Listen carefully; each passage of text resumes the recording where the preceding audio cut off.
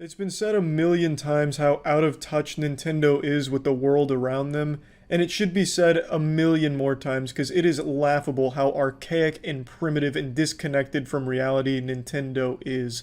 If Nintendo was an army, they would still be fighting using muskets. Nintendo is like inhabited by nothing but Neanderthals afraid of fire. If you walked into the Nintendo office and said the word technology or internet, they'd all collectively hide under their desks out of fear. It is pathetic how behind the times Nintendo is. Why am I talking about Nintendo? It's because they've just done two incredibly fucking dumb things in the last 12 hours, back to back. A double whammy, double fisting the entire online community. The first thing they did is start striking Twitch streamers for playing their Hyrule Warriors Age of Calamity game on stream a little early. And the reason they're playing the game early is because it came out in their area. Nintendo doesn't understand that time zones exist. They think everything is Nintendo time, baby. So the game is legally out in Australia and other parts of the world, so they just started streaming the game, but Nintendo doesn't fucking know that, so they think they've pirated the game, so they struck their channel down as a result. If you told Nintendo that other places have different time than what they see on the clock in their office, they'd call you a liar, heretic, flat earth, conspiracy theorist, all kinds of crazy shit, because it looks like they don't understand how fucking time zones work. That's how delusional Nintendo is.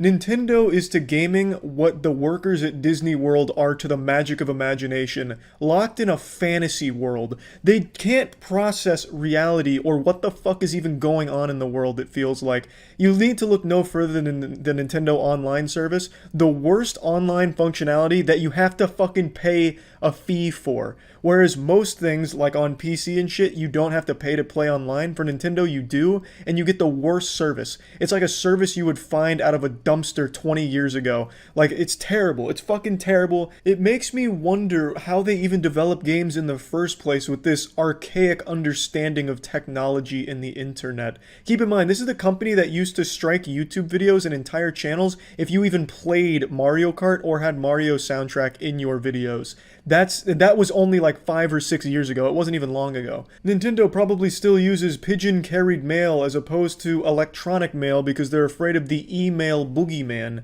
Now, aside from just this ridiculous striking crusade they went on today, they also decided to cease and desist a major Super Smash Bros. Melee tournament because they were using Slippy.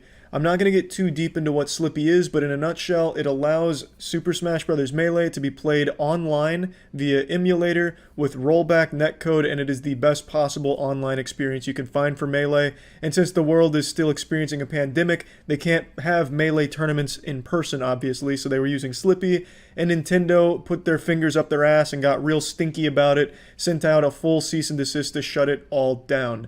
Just classic Nintendo shitting on everybody's fun and not understanding anything of what they're doing and how it affects people. Nintendo's whole brand image is about making content for the whole family to enjoy, but it seems like they prefer fucking families in the ass. They've always had a bad reputation when it comes to anything involving consumers and communities. They don't care about communities, they just like to slap them around and use them.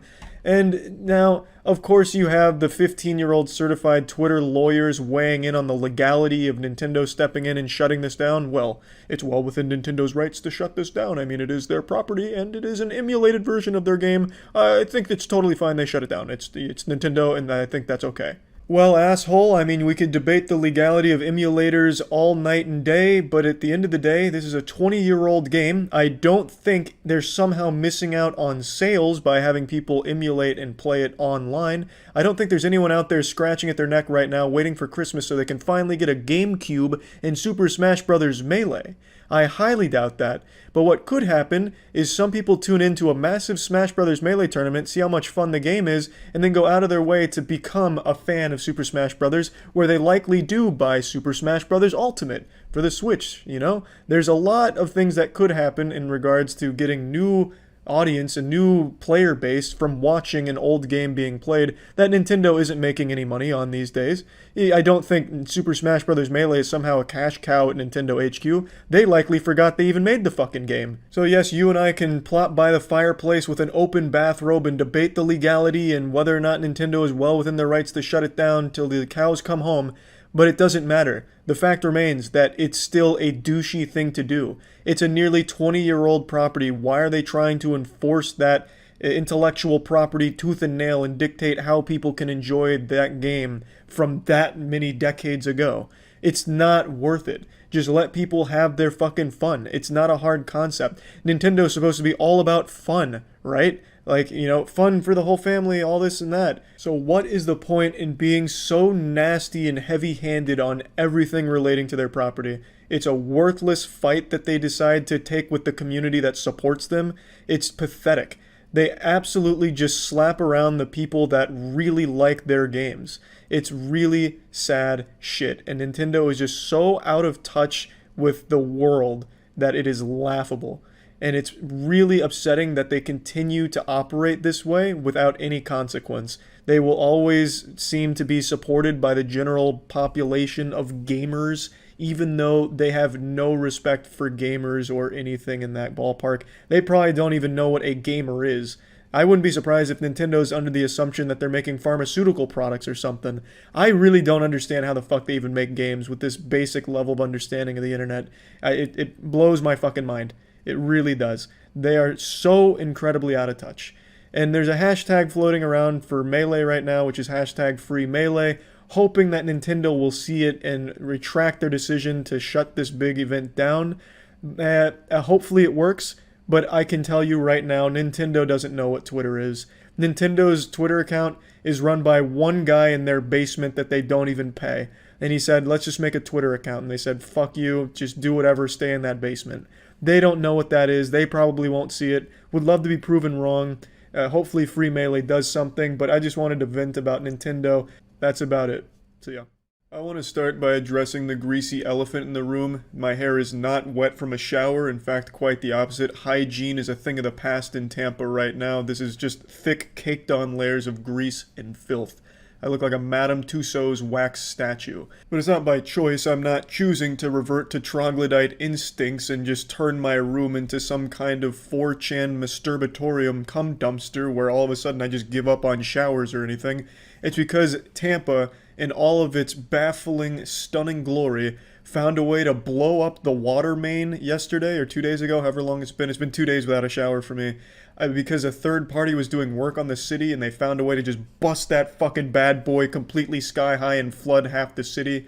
I don't know what kind of work they were doing. Knowing Tampa, they were probably trying to find rare opals by just using dynamite in the streets, hoping to get lucky or something, and they ended up just blasting the pipes. But either way, it contaminated the water supply, so we're under a boil water notice and I can't shower.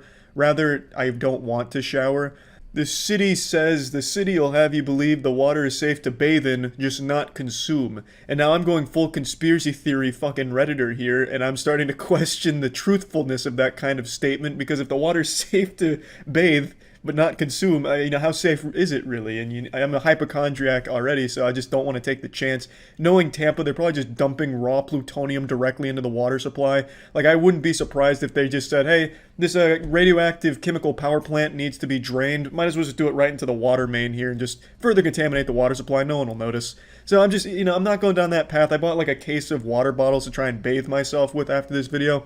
So we'll see how that goes, but I just wanted to explain that right away. So it's only been a week since the last time I shit on Nintendo, and I want to again reiterate, fuck Nintendo. And within that week, they've somehow found more interesting and creative ways to just be hated. It's like they're speed running to try and become the most hated video game company in the fucking world, and they're succeeding. In the last video I made talking about their shit, I kind of chalked a lot of it up to just them being technologically incompetent and out of touch and afraid of change.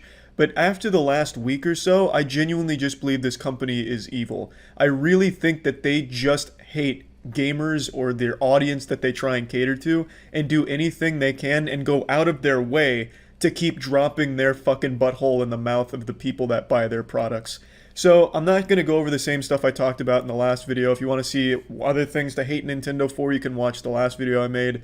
But this one I want to talk about just what they've done recently. So let's start with the most pathetic thing they've done. There was a Splatoon tournament coming up a couple days ago where it was just a Nintendo Splatoon tournament for some teams to come in and compete the grand prize of $25, which I think is probably the highest prize pool Nintendo's ever fucking offered because they don't show any support to competitive games. To be honest, when I heard it was a $25 grand prize, I was fucking pumping both fists in the air like, yeah, good job, Splatoon, you finally got Nintendo to shell out the big bucks for you. Because when I hear Nintendo grand prize, I usually think of cents. So I was expecting 25 cents maybe at most, but man, going all the way for $25 was nuts. And keep in mind, it's not actually 25 real world dollars. They were offering $25 worth of store credit to Nintendo service, baby. That's almost like 3 months worth of their awful online service where you get to play with dial-up connection. I mean, hey, it's a fucking great deal. Nintendo's crushing it. They hate the word competitive in regards to their games. They hate it. I guess it's a company run by people who only ever got participation trophies and now hate competition. I don't know what to tell you. But they fucking hate it and they offer no support. But anyway, they have this Splatoon tournament coming around where the teams were competing for $25 and they're not really there for the money. They're there just to have some fun. And anyway, 4 of the 8 teams that were competing, I think it was 4, had Save Melee, or some way of showing support for the Melee scene. Now just to bring you up to speed on the lore, Nintendo recently shut down a massive Super Smash Bros. Melee tournament just because they didn't like it was being played on an emulator. It was really petty garbage, a bunch of bullshit, and the Splatoon community wanted to show solidarity with the Melee community, so they just made some variation of Save Melee or Free Melee as their team name, and Nintendo responded by shutting the entire fucking Splatoon tournament down. That's a bit of an exaggeration, but they revoked all live streaming rights of the tournament, basically just killing it from the get-go. And the Splatoon community then went to a different tournament with a $1,500 grand prize pool, which absolutely annihilates Nintendo's official one. So it worked out for the Splatoon community, but it just shows Nintendo's willingness to spit in the face of the people that love their games so much. Nintendo fucking hates gamers, I think it's safe to say at this point. They genuinely do everything they can to go out of their way to shit on the fun.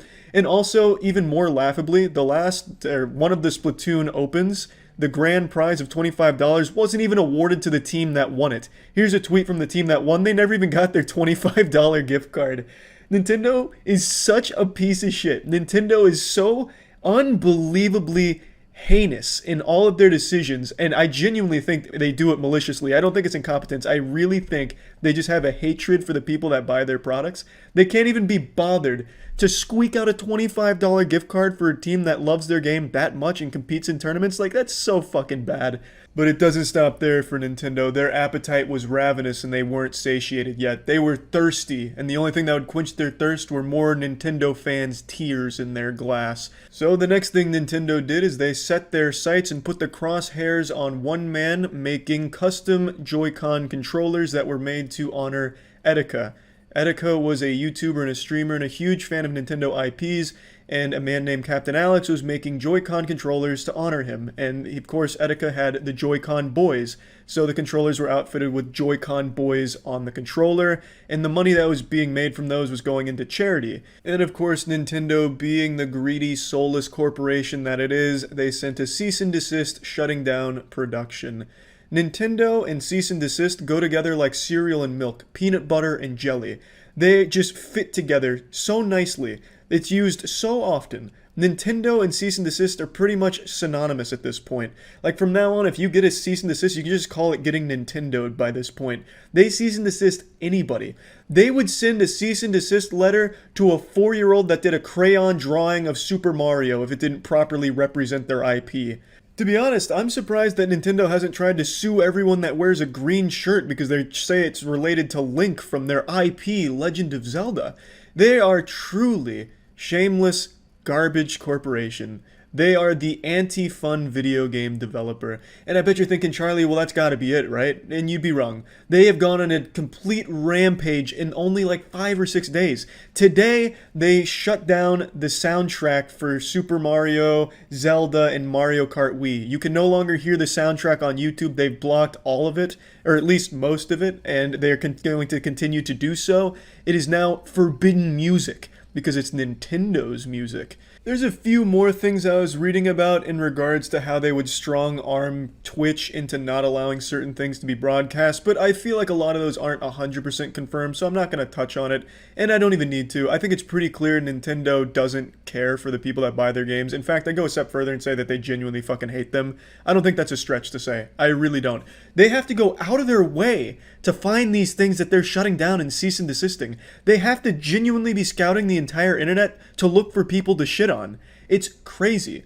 Now, I've already started my protest of Nintendo. I didn't buy Age of Hyrule Calamity, Chlamydia Warriors, whatever the fuck it was called. I already forgot. The Age of Hyrule Warriors Calamity, whatever.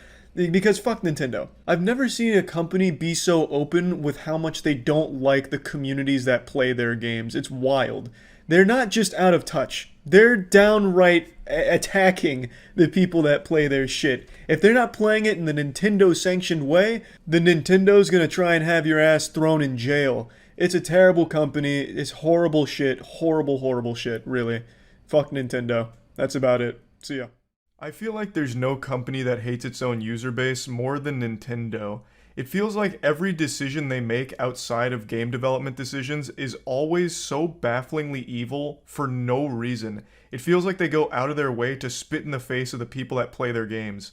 You know how like the Heart Attack Grill, you get spanked by your waitress if you don't finish all your food? That's Nintendo. They spank you for just wanting to enjoy the games they produce. There's just a laundry list of awful things Nintendo does for seemingly no good reason. Like for 20 years now, they've been locked in a war against the Smash Brothers community, just going full scorched earth and randomly shutting down grassroots tournaments left and right for 20 years, even though it's just a gathering of people playing their game at a high level. Like, that's not hurting anyone. Nintendo's made another wildly awful decision that goes against the community that enjoys their games, and I want to get very deep into it because it's one that I'm extremely passionate about. It's again them shitting on the Smash Brothers scene, but this time they're not alone. Nintendo had an accomplice, and in fact, the Nintendo sidekick may have actually been the greater villain in this story. As most of you know, Moist Esports started in Super Smash Bros. Ultimate with Cola, so it's obviously a community I'm super passionate about. And it's been a community that's been severely neglected and shit on by Nintendo for 20 years now. They've shown no support and they've actively gone out of the way to shut down tournaments. They don't actually contribute anything to the professional scene in any capacity whatsoever. They're very hands-off and they really don't seem to like professional Smash Brothers, and never have. But not too long ago, Panda, which is an FGC organization, they're not just in Smash, but they're mainly known for Smash, they announced that they're partnering with Nintendo for the first time ever. Nintendo is directly partnering with a organization to put on high-level Smash tournaments. Everyone was excited, everyone was celebrating, like, holy shit, Nintendo's finally getting involved. It looks like they're finally going to support the professional Smash scene. This is amazing. I was one of those people. I thought that was super hype. I thought that was great for the scene. Fast forward to today. There is something called the Smash World Tour, which is a labor of love put on by the community, mainly VGBC, Video Game Boot Camp, and it's reaching its conclusion. The Smash World Tour is by far the biggest Smash tournament that has ever happened, like circuit-wise. So the Smash World Tour is what people have been competing for an entire year. It's about to wrap up, and right before Thanksgiving, the day before Thanksgiving, VGBC gets a notice from Nintendo that they have to shut it all down. They get a cease and desist. A classic Nintendo maneuver. They basically invented cease and desist. They would cease and desist a fucking 4-year-old's birthday party if you had a Mario plushie there. They are ruthless. So at the very end, our players, for example, already had flights ready for Smash World Tour here. Like, everyone was fully in. Like, everyone thought it was still happening. Everyone on the organizer side also thought so as well, until the day before Thanksgiving, they said, nope, no siree. Because Nintendo refuses to allow, like, grassroots tournaments or anything like that. Yet, this came out from VGBC, where it is revealed that the Smash World Tour did have the nod from Nintendo. While they didn't officially license it or get behind it in official capacity, they were in direct communication the entire time with Smash World Tour. They were talking directly to Nintendo. They had their blessing, albeit not a fully licensed blessing, but they had their permission to run that while they also ran the Panda Cup, which is their official one in conjunction with Panda. And then out of nowhere, they got this. They got absolutely fucking slapped. They had to shut it down. So they made the announcement today that the Smash World Tour is It's dead. And then they have this in here, which seems to be that it was a Panda decision, not so much a Nintendo decision to do this. While Nintendo is obviously at fault, this paints a picture of the head of Panda, his name's Alan, wanting kind of like a monopoly on Smash. Since now he works directly with Nintendo, it seems like he wanted to strong-arm himself to being the only official tournament, and all of the other ones he was trying to scare and intimidate and threaten with shutdown. So I wanted to read this with all of you because it's bad. It's a terrible look. This is a terrible look if all of this is true. And it seems like it is because one of the BTS Beyond the Summit TOs, one of the head TOs, came out to confirm that what was said in here is accurate about Alan, Panda, the head of Panda, being an absolute supervillain here. So it's looking like there's a lot of evidence to point to this being like an honest explanation for how the Smash World Tour ended up going from being okay by Nintendo standards to being wiped on the fucking pavement, like actually curb stomped. So I just wanted to read this and then go over it a bit more. That's kind of like the cliff notes to speedrun the lore on how we got here. It's an absolute shame because the Smash World Tour is just, it was an incredible thing. Highest prize pool for the whole circuit, the biggest circuit ever done. It's international, so they had talent from all across the world competing, and it was finally going to wrap up in a massive, extremely fun way. And then all of this happened. Fucking tragedy. So here. Around the same time, Panda Cup began heavily recruiting events for their circuit. The CEO continued to tell organizers we would be getting shut down shortly, and also added that any events that participated in the Panda Cup would not be allowed to be on the Smash World Tour. This exclusivity surprised us not only because of our Nintendo conversations regarding coexisting, but also because we were not exclusive. And even back in January, we told organizers that they could be on both with zero issues from us. This is in reference to the Smash World Tour. Smash World Tour said that, hey, you can be part of our circuit and also be anywhere else you want to be. Totally fine. Very pro-community. Panda, not so much. At first, Panda targeted events that were not on the Smash World Tour, including those who did not join because of the aforementioned warnings. A few of those events had broadcast deals with popular tournament broadcasters like Beyond the Summit, and the CEO of Panda wanted broadcasting rights to be included as part of the deal of these events joining the Panda Cup. Most of the events refused to break their contracts, so Panda approached Beyond the Summit directly to try and get the rights released. BTS had very little motivation to give up the broadcasting rights for free, so they declined to get involved, causing the CEO of Panda to escalate things quickly, and we were told that he made a variety of threats to Beyond the Summit, including shutting down their entire Smash organization in 2023 if they didn't eventually join Panda Cup. After BTS held firm, the CEO of Panda warned that they would get Nintendo directly involved, putting broadcasting rights for all tournaments in jeopardy. So, this is the CEO of Panda, Alan, twirling his evil little mustache and his greed getting the best of him. So like Mr. Krabs with dollar signs in his eyes, he says, if you don't join us, we're going to get Big Daddy Nintendo, whom we're sucking the ass of, to shut you down. And that's exactly what's happened to the Smash World Tour. Now, this does call into question, will all grassroots big tournaments now face the wrath of Panda and Nintendo? Are they going to bully every single grassroots one? Or only the ones they deem a threat, like Beyond the Summit or VGBC? That I have no idea on at the moment. Panda hasn't commented as of right now, but it's pretty fucking bad. Now, I think it's very important. Like I said, they weren't officially licensed with Nintendo, the Smash World Tour, but they did have like open communication where it was kind of like a wink wink, this is okay kind of thing. Like, we know about it, we're okay with it, go for it, we can coexist. But only one of them was officially licensed by Nintendo, and they never had a problem until it seemed like Alan had a problem. So, absolutely tragic for the community. No, like, there is a big fuck Nintendo thing here, because if they would just fucking support the community besides just going with, like, the Panda Mafia, this would have never been an issue. This would have legitimately never been an issue to begin with. But because they're so deeply in bed with Panda now, I guess Alan's whispering in their ear about, like, his competition that he's not happy with. At least that's how it reads.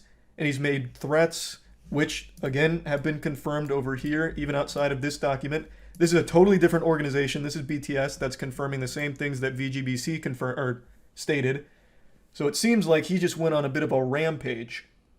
Now, I think there is also, I've seen this theory tossed around, I think there also is a reality where the CEO of Panda tried to puff out his chest and, flex on the community that now Nintendo's backing them, so trying to scare Beyond the Summit.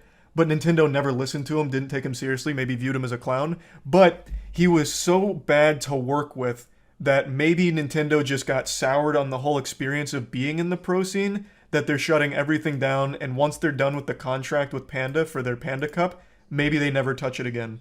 I think that's also a very real possibility where Alan didn't influence their decision to shut everything down by telling them to. He influenced it by just being miserable to work with. So they were like, fuck this, we're just gonna shut everything down and go nuclear. I think that's also possible. So we're boycotting the Panda tournament? I personally am, yeah. One other thing that I just learned about from the subreddit, I think it was Leffen that brought it to light, and Moki also confirmed, when you got invited to the Panda Cup, you had to sign an exclusivity contract confirming that you will be going. That you absolutely will be going. So they made you sign a contract commitment.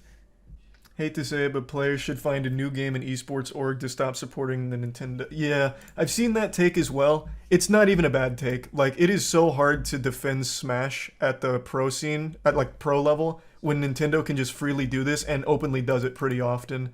And now you have like an inside man here at Panda, Alan, who is actively going against the community as well. Like, it's just a fucking mess. Does this mean light is dropped? What? No, we're not dropping any of our players or anything. What? No. What this means is our players that were going to the Smash World Tour Championship are no longer, because it doesn't fucking exist now. Nintendo and Panda shut it down. Now, like I said, Panda still hasn't made a statement. Alan hasn't said anything. Maybe they have a different view of these events, but it's been confirmed by two very reputable sources. And I did have a call with VGBC, like everyone on board, as well as SmashCon, that also echoed these same things about Panda in particular and how this all happened with the Smash World Tour. So I did know this was coming at some point today. I just didn't know it was this bad. If the only tournaments are Panda and you're boycotting, how will you keep the Smash players signed? Well, it's not just me, man. No one wants, like, assuming all this is true, which again, there's a lot of evidence to point to it being accurate, no one's going to want to compete for Panda.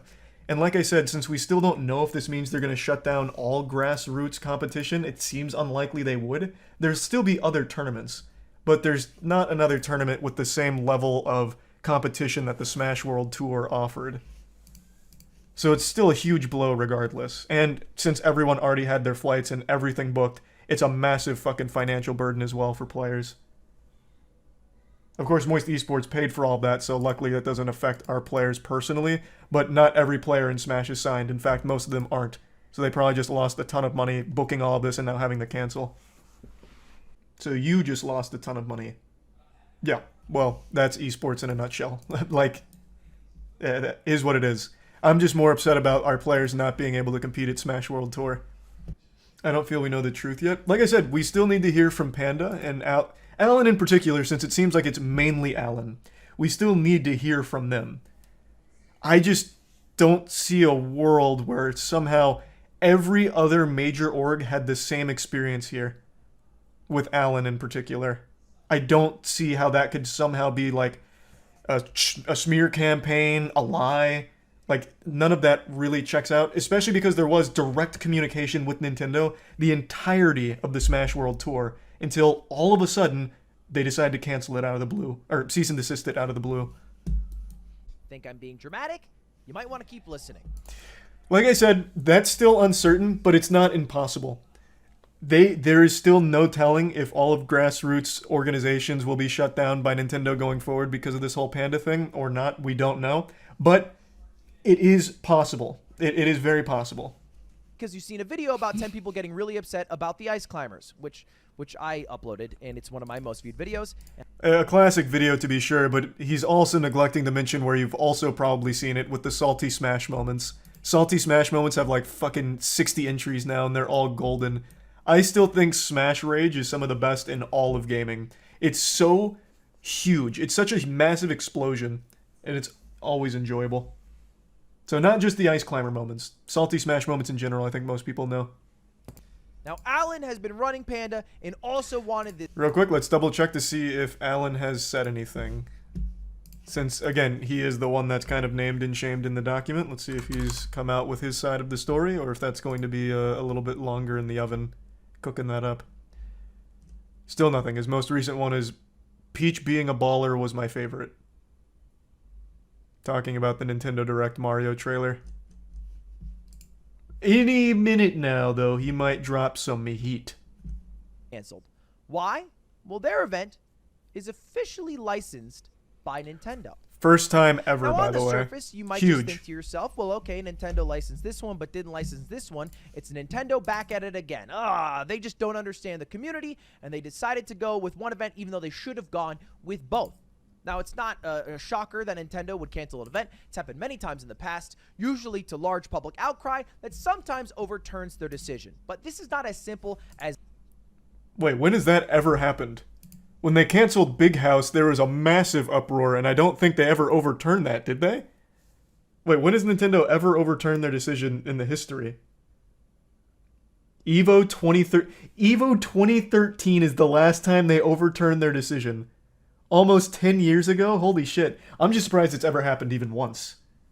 And the way it's worked for 20 years is that we have kind of just run tournaments and done our own thing and got no help from Nintendo. And Nintendo makes games and movies with Chris Pratt and does their own thing, and we don't mix. That's not true. They mix sometimes, but always negatively. They will usually just step in and say, don't do that. We're shutting you down right before it starts. Like, instead of shutting something down at the inception of it, they wait till it's about to happen. It seems so mean, like almost done on purpose. Like, they will wait for like the week before the event is supposed to happen, be like, actually, we changed our mind. You guys can suck our fucking nuts on it. Shut it down. No, really, shut it down. But recently, Nintendo has been getting into the habit of approving events, licensing events, like the Panda Cup. Now, people were a little nervous about that because they thought, well, okay, maybe this is a bad thing because if they're licensing events, what will happen to the events that aren't licensed? Are those events going to suddenly get canceled? No, we thought back in the day when we were young and naive. True. I am guilty of that as well. I really thought so. Yes. Any event that's not licensed by Nintendo might just get outright canceled. And, well, apparently, what was happening is Alan, the CEO and co-founder of Panda, was going around to different tournaments that were meant to be a part of the circuit, different regional organizers, and saying, hey, just so you guys know, you guys are organizing an event, and it's supposed to be part of the Smash World Tour. I would not personally do that, because that event is going to get shut down. And they're not going to come back in 2020. God, such a rat. Such a fucking rat. Which is kind of a weird thing to do. And those Nintendo directs or execs reminded them that Nintendo is not shutting down anything unless it infringes on IP with game mods. And that for those that are unaware, that was the main reason they shut down Big House, because it's Slippy. Slippy is a mod on an emulator, and they were very upset about that. It's to play Melee on an emulator, so that way it's like actual great netcode with rollback. Nintendo wasn't having it, so they shut it down and blamed game mods. But in this case, it's just playing the actual fucking game. It's just like actually playing the base fucking game, normally all above board, by the numbers, by the books. So they couldn't fall back on that, and they're just straight shutting it down because looks like Alan doesn't want competition and wants a monopoly on tournament hosting. Panda players are all coming out as blindsided. Well, obviously the players had no fucking say-so. They didn't know Alan was going rogue behind the scenes like some kind of espionage agent trying to sabotage the community from the inside. Like, how the fuck would any of the players know that? Clearly, all the players are on the community's side. They didn't have any hand in Alan making these outrageously stupid decisions here. The CEO of Panda escalated things and made a variety of threats to be on the summit, including threatening to shut down their entire Smash operation in 2023 if they did not join the Panda Cup. Beyond the Summit held firm. They said, fuck that shit. The CEO of Panda warned them. Great move from Beyond the Summit. Involved. My dad works at Nintendo, says Alan. He will seriously mess your shit up if you don't work with us. You have to be my friend. And the person at Nintendo directly told them those times are over. Yep. A There bold is no statement. longer a way to run Smash events unless they are licensed by Nintendo directly. It's not 100% confirmed. Like I said, that's not like put in the books. It's not etched in the tablets of time yet. It seems like that might be the future, but VGBC as well as like SmashCon do feel optimistic that grassroots tournaments will still exist, and this is more just an Allen thing that forced Nintendo's hand. Like, he pushed them to it. But I guess we'll have to wait and see. Either way, though, fat fucking L for Panda. And Nintendo, obviously. But Ludwig hasn't mentioned it yet. I mentioned it. I'll mention it again. It's not like Smash World Tour was doing this without Nintendo knowing. Like, this was even beyond the normal understanding of we'll do this and look the other way. Nintendo was aware this was happening and gave them, like, the okay that your Smash World Tour can coexist with our Panda Cup. They knew about it, and they were okay with it for this entire duration until the very end here. You think Nintendo will say something? Absolutely fucking not, but Panda will have to. Panda will say something. Nintendo will never once address this in the entire history of the fucking company's career, or lifetime. They never do, never will, but Panda's going to absolutely have to. Panda is an FGC-based organization that is such a tight-knit community. Even if you don't play Smash, all of their Panda players are going to be questioning if staying with them is the right move for optics, because the FGC is just so intertwined with each other. So Panda's going to have to, Nintendo never will. I am very curious to see what Panda says. Be surprised. You might be surprised. They just might if it's this big. I just don't think so. I don't see any world where Nintendo addresses something like this. Nintendo addresses an impersonation account that tweeted out a picture of Mario giving them the finger. But they won't address like actual things like this. Did they ever say anything about the Big House uproar? Because that was a big one. That had a whole lot of community pushback, a whole lot of community outrage. I don't think they ever said anything. I guess maybe this could be different since they're directly involved with Panda Cup. I could possibly see it. But even then, I just doubt it. I just really doubt it. I really feel bad for all the Panda staff, players, and casters caught up with this and no communication. Of course, you have to. The community seems to understand that the players and Alan are two very distinct, different camps within Panda, as well as like staff and casters. Like, those are so far removed from what Alan was doing with his fucking mob protection racket of, you should join because, well, you might get shut down if you're unlicensed. You know, just might be a little weird out there. Might be sleeping with the fishes if you're not in Panda Cup. Like, that is a exclusively Alan thing.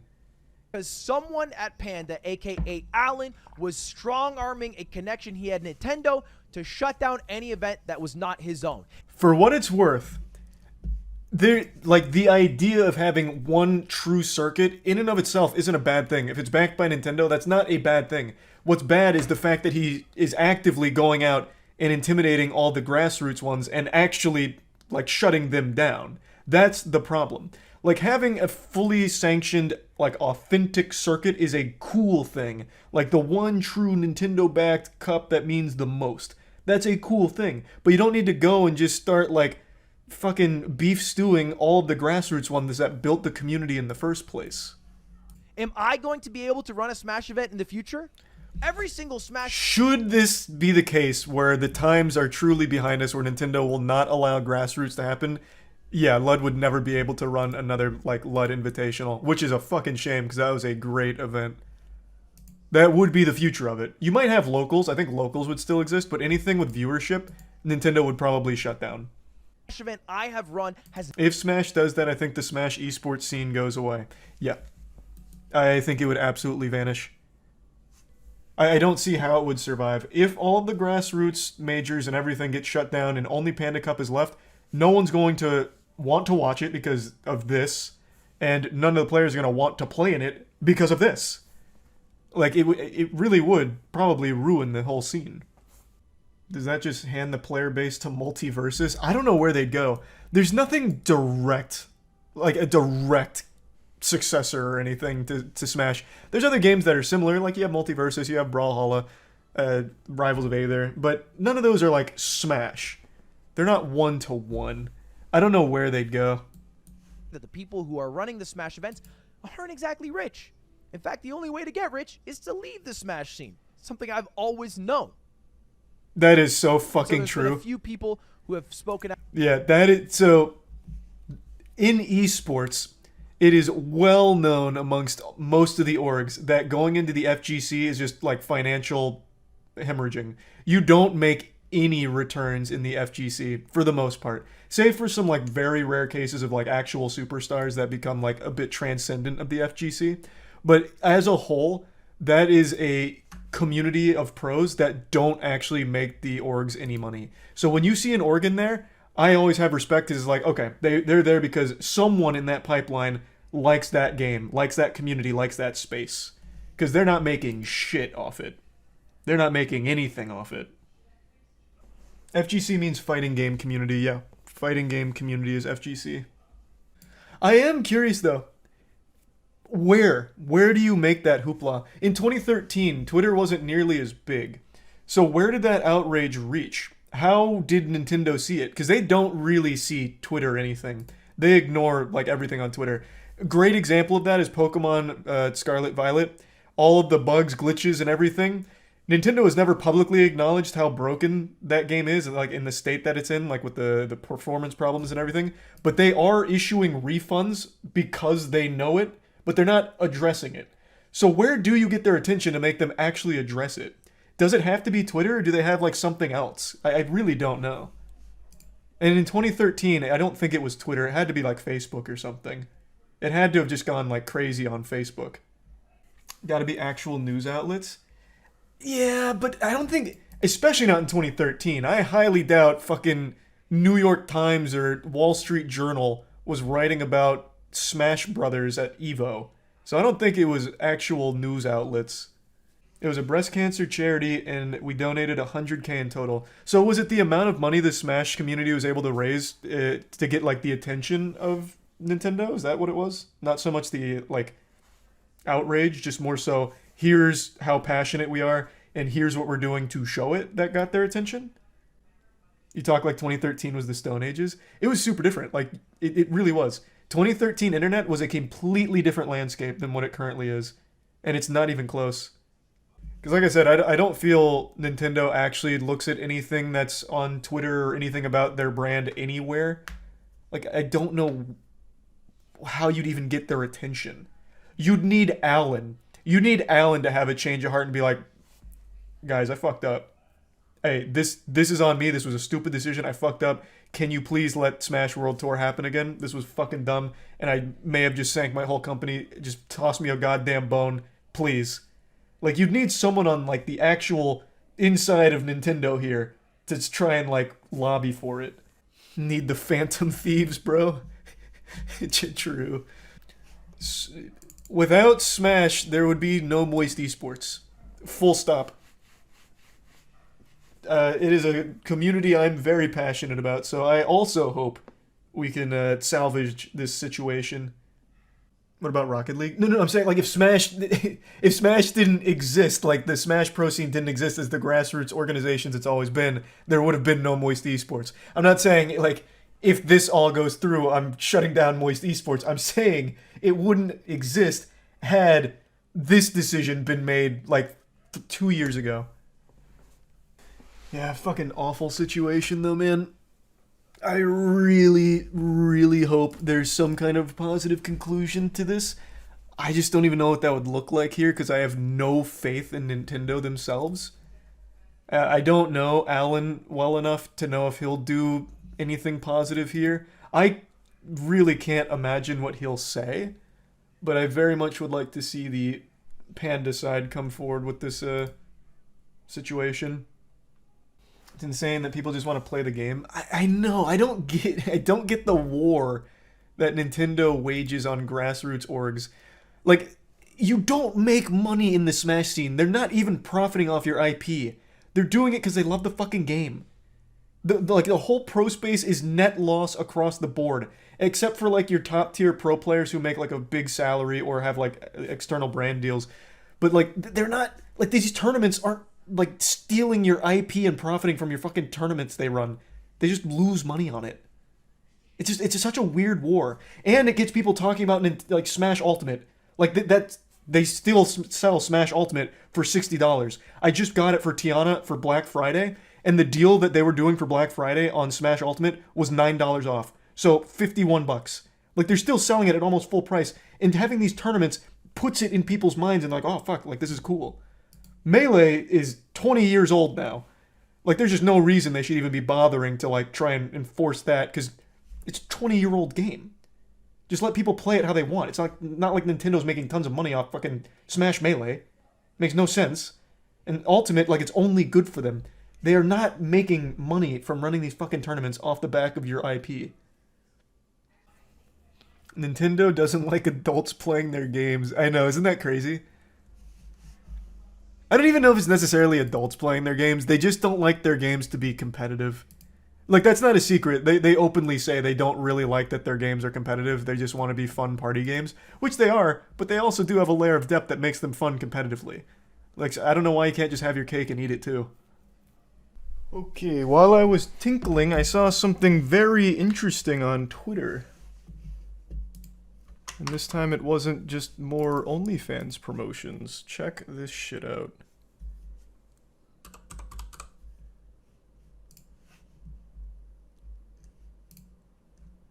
Now, it comes from a source I legitimately couldn't have less faith in being reliable, but this is still something worth noting.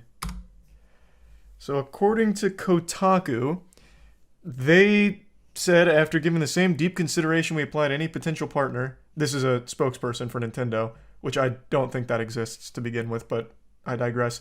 We were unable to come to an agreement with Smash World Tour for a full circuit in 2023. Nintendo did not request any changes to or cancellation of remaining events in 2022, including the 2022 championship event, considering the negative impact on the players who are already planning to participate. So they are claiming, the spokesperson that is, that Nintendo did not cancel Smash World Tour. I don't really know if I believe that, though. Would that then mean it was somehow all Alan who then told the Nintendo rep that isn't this guy to tell Smash World Tour to cancel it, and Nintendo themselves had no clue? I don't really know what this means. This is Kotaku. I think they are extraordinarily unreliable in very, very many situations. But this is worth keeping in the back of the mind. I would be far more inclined to trust the Smash World Tour statement since they'd been in direct contact with Nintendo for so long. And this is a Kotaku source, nameless spokesperson. I guess in like the most generous of interpretations of this information, what could be happening is Nintendo backpedaling and like, no, we didn't want them to cancel it. They can still do it for sure, please. That's possible, I guess, but I even find that much to be unlikely. What's going to happen to the players sponsored by VG Bootcamp like AMSA? VG Bootcamp's not going away. They've lost the Smash World Tour, and also Glitch Double Down are also canceled, but it's not like that whole company is folding or anything. Like, they're not dead. I guess he thought people would think his claims have authority and never question it. I guess. I have no idea. I think he's a bit cranky. Do I think there'll be an apology video? No. I don't know Alan super well. My guess, though, based on this behavior, he's going to come out with something like the truth, or it's time you know what really happened, and use all kinds of deflectionary techniques to placate all of this. That's my guess. I don't think he's going to own up to it or take any responsibility or shed any real light on the situation. 2 minutes ago, a short follow-up regarding Nintendo's response. Okay, so this is fucking fresh. Here. It is about the Kotaku thing we just pulled up. Didn't expect to address this, but Nintendo's response via Kotaku has been brought to our attention, and that's what I already showed. We're unsure why they're taking this angle, especially in light of the greater statement and all that it contains. And then here's the original statement. We received this statement in writing from Nintendo shortly after our call. It is Nintendo's expectation that an approved license be secured in order to operate any commercial activity featuring Nintendo IP. It is also expected to secure such a license well in advance of any public announcement. After further review, we found that Smash World Tour has not met these expectations around health and safety guidelines and has not adhered to our internal partner guidelines. Nintendo will not be able to grant a license for Smash World Tour 2022 or any Smash World Tour activity in 2023. To be clear, we did not even submit an application for 2023. The application was for 2022. Nintendo, including all 2023 activity, was an addition we were not even expecting. In our call that accompanied this statement, we asked multiple times if we'd be able to continue to operate without a license as we had in years past with the same unofficial understanding with Nintendo. We were told point blank that those times are over.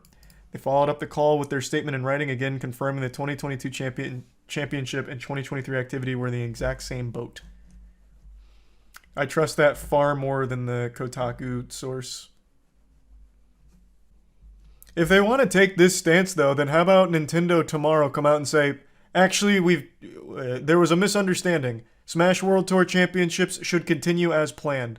And then they just reschedule the date. I'm sure players, while they will have lost a lot of money, will appreciate the chance to continue to compete at that level in that tournament. If this really is how they feel.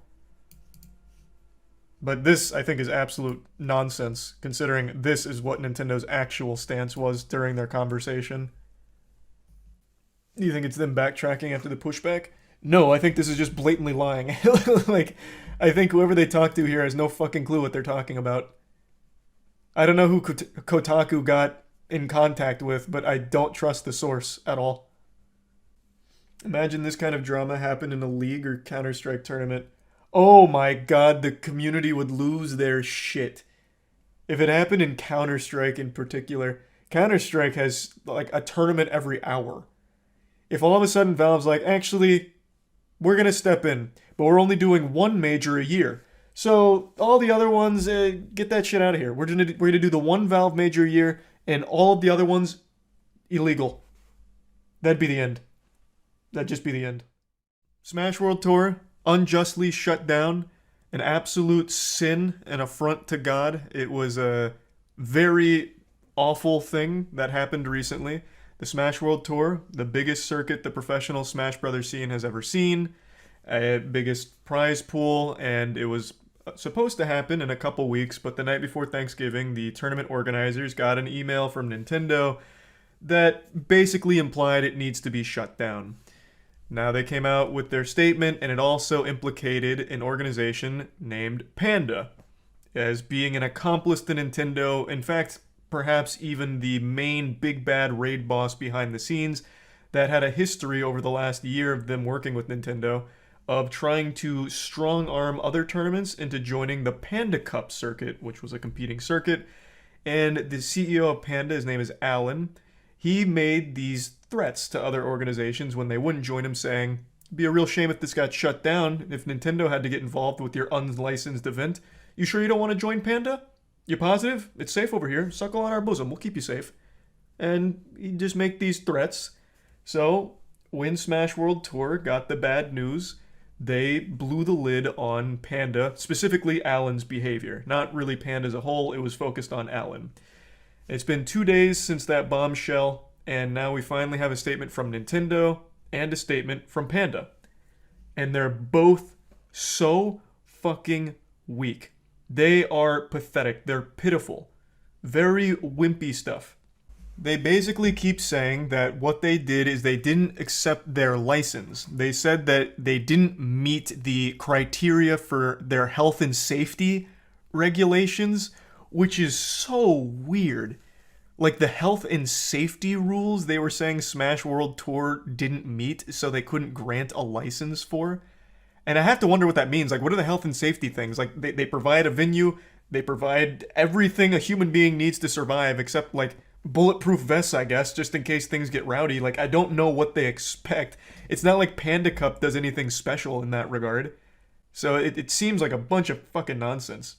Because of COVID or something? Well, even then, that still wouldn't work. Oh, this is part of Panda Cup. It's even branded on Panda Cup's YouTube page. Yeah, you're right. regardless, it doesn't seem like this would be the cause for the health and safety concerns about the masks. Yeah, it looks like masks aren't required. Like, Breezy wasn't wearing a mask here. So, I don't think it's like a mask thing. I don't think it's COVID protocol.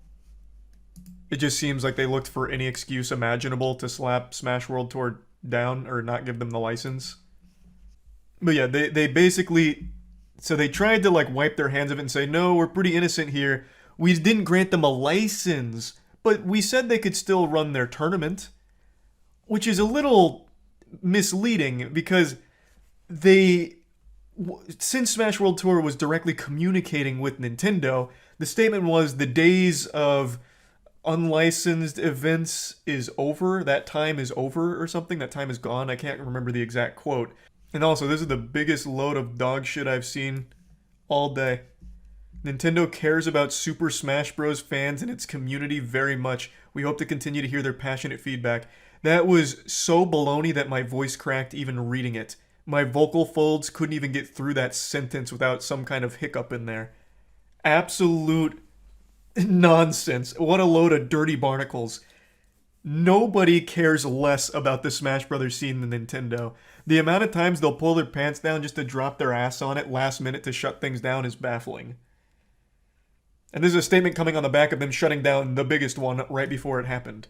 The statement boils down to Nintendo saying, it was a misunderstanding. We didn't grant them a license for 2022 or 2023, which is a weird thing to say because Smash World Tour didn't ask for a license for 2023. They didn't submit an application for that. So this is truly coming out of nowhere. And then they said that they verbally let them know that they weren't requiring they cancel the finals because of the impact it would have on the players. Which is not exactly faithful to the events because they made the statement verbally that the days of unlicensed events or whatever, that time is gone. So by declining their license for 2022, the implication is, okay, so we can't do this. You're going to shut our shit down. Which is how this all happened. So it's just not a very strong statement from Nintendo. It doesn't really shed light on anything other than their incompetence and inability to work with the community or clearly convey messages and information.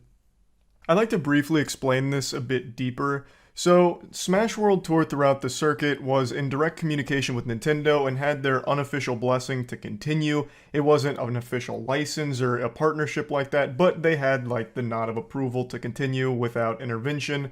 It was something they were completely okay with having the Panda Cup and the Smash World Tour run at the same time. And it was all well and good until shit got stinky. The Nintendo representative they were communicating with verbally told them that the days of unlicensed events and tournaments were days that were now behind them, and then they received in writing a notice that they were not receiving a license for the Smash World Tour. Thus, connecting these two dots leads them and anyone with a brain to believe that they are being shut down, which is something Nintendo has done before with Big House, and in a pretty similar way as I understand it. So that's how Smash World Tour got axed by Nintendo. And the statement from Nintendo about what they verbally said to the tournament organizers isn't actually accurate to what was conveyed to them. They received entirely different information from the representative, and in the Smash World Tour official statement about the situation, they debunk that claim. What they say contradicts Nintendo's statement. And of course, it's a huge deal because the Smash World Tour is the biggest tournament the Smash scene has ever had, and it's going to cost the tournament organizers thousands upon thousands of dollars out of their own pockets, as well as the players that were attending. So it's just a big fucking disaster. This Panda one, it would have been better if they actually just printed a blank document with the Panda logo at the bottom. I stole that little comment there from someone down here. I don't want to scroll too far because I saw Council of Cocks earlier on Twitter and now I'm a little afraid. Someone edited this, and it was just a blank page with this logo, and that was a better response. This is so trash. It is so trash. They suck their own dick. They talk about, like, oh, you know, we provide the, you know, resources, expertise to help with a lot of majors. We're really community-focused. We want to build the best community ever and the best events. And there's no greed on our side. We just want Smash to fuck ass. Like, that's what we want. And then they very briefly, very flippantly acknowledge that their CEO went full-blown, like, Winter Soldier over here. In the Smash World Tour statement, there are a number of accusations leveled against Dr. Allen, the CEO of Panda. In reality, Dr. Allen, as Nintendo of America has corroborated, has been one of the more vocal supporters of the broader community in the Smash World Tour organizers and internal conversations. However, the Panda Cup team does acknowledge and regret an interaction between Dr. Allen and Beyond the Summit. That's referring to the now very public threat that Allen made against Beyond the Summit, saying if they don't give him broadcasting rights or join Panda, he might have to get Nintendo involved and shut them down. I'm paraphrasing a bit, but that was the overall message he delivered. It was posted by one of the tournament organizers from Beyond the Summit, and they're acknowledging it briefly, in which he spoke in a manner which did not reflect either guidance from Nintendo or our own standards. Panda took efforts to rectify the situation immediately, and in the second half of the year, a dedicated team made up of multiple staff members was assembled to manage Panda Cup activities and serve as a primary point of contact for event runners, removing the possibility of future miscommunications from occurring. The fact that they label that a miscommunication and not a blatant attempt at strong-arming the grassroots organization is fucked. And that's the only acknowledgement they have of this whole soap opera. This was not the only time Dr. Allen had done this. Other orgs came forward as well. Other TOs came forward. Golden Guardians also talked a little bit about Dr. Allen in another tweet, and they just kind of brush it off with no sympathy or any care whatsoever. And then they finish it with Panda Cup team has invested thousands of hours towards making sure this year's cup has been as strong an offering as we can provide, and we look forward to continuing to build alongside the communities we serve a promising future for Smash. And there's no future for Panda. So most people are abandoning ship from Panda right now. IBDW, who's one of the top 3 players in the world for Melee, is now a free agent. It seems like most Panda players are abandoning. Like, this shit is sinking. Like, this is a disaster. I don't know how this group goes forward anymore. It seems like Panda's kind of dead now from the actions of their CEO. And in none of this did they make any kind of clarification or talk about their involvement with these less than appropriate business actions. Instead, they just default to gargling the asshole of Nintendo, saying, look at what Nintendo said. They're right about it. That's what happened. It's just a misunderstanding. It was about licensing, and Smash World Tour just, we never wanted to shut them down. We were surprised as you guys. We were fucking shocked. We couldn't believe our eyes. Even if Panda is dead, can Grassroots still operate due to Nintendo now? That we don't know. I will say, I should have left their statement up so we can go back and forth. I will say one thing from this statement that gives me some sense of optimism, though I know this is misplaced because it's Nintendo and their motto is we rub our ass with optimism. They made this statement. Even to the point, almost highlighted the wrong one. Oh, it's the first sentence here. We are open to partnering with other organizations and will continue to offer licensing for major tournaments outside of the Panda Cup. Christ. It was so unbelievable my eyes couldn't even register it when I looked back on it. Yeah, so that statement right there gives me some level of hope that they seem open to working with the community. But that's, of course, just fluff. Until they prove that, I have no reason to put any amount of faith in the statement. That could just be there for some corporate pandering. Then why didn't they license Smash World Tour? Exactly. The health and safety concerns of the fans, I suppose. I don't know. It literally means nothing. And they say it's important that the partner adheres to brand and IP guidelines and conducts itself according to professional and organizational best practices. Meanwhile, they partnered with the Smash Bros. Mafia with Allen at Panda Cup. Like, this is nothing. This doesn't make any sense. If they're open to partnering with other orgs, Smash World Tour was literally the most reliable and most well-respected. VGBC has the most goodwill in the entire community. Well, on par with, like, Summit. Beyond the Summit. If the issue was health, why would they not say, hey, this is the issue, fix it? I don't know, because they probably couldn't think of anything. like, what do you mean? The health and safety of fans at a Smash Bros. Tournament? Like, the worst thing that could happen there is someone passes out from extreme odor. And that's, like, it's not like Panda solved that problem or anything. Like, there's nothing. They didn't have anything. And for what it's worth, when I went to Low Tide in person, it really didn't smell bad.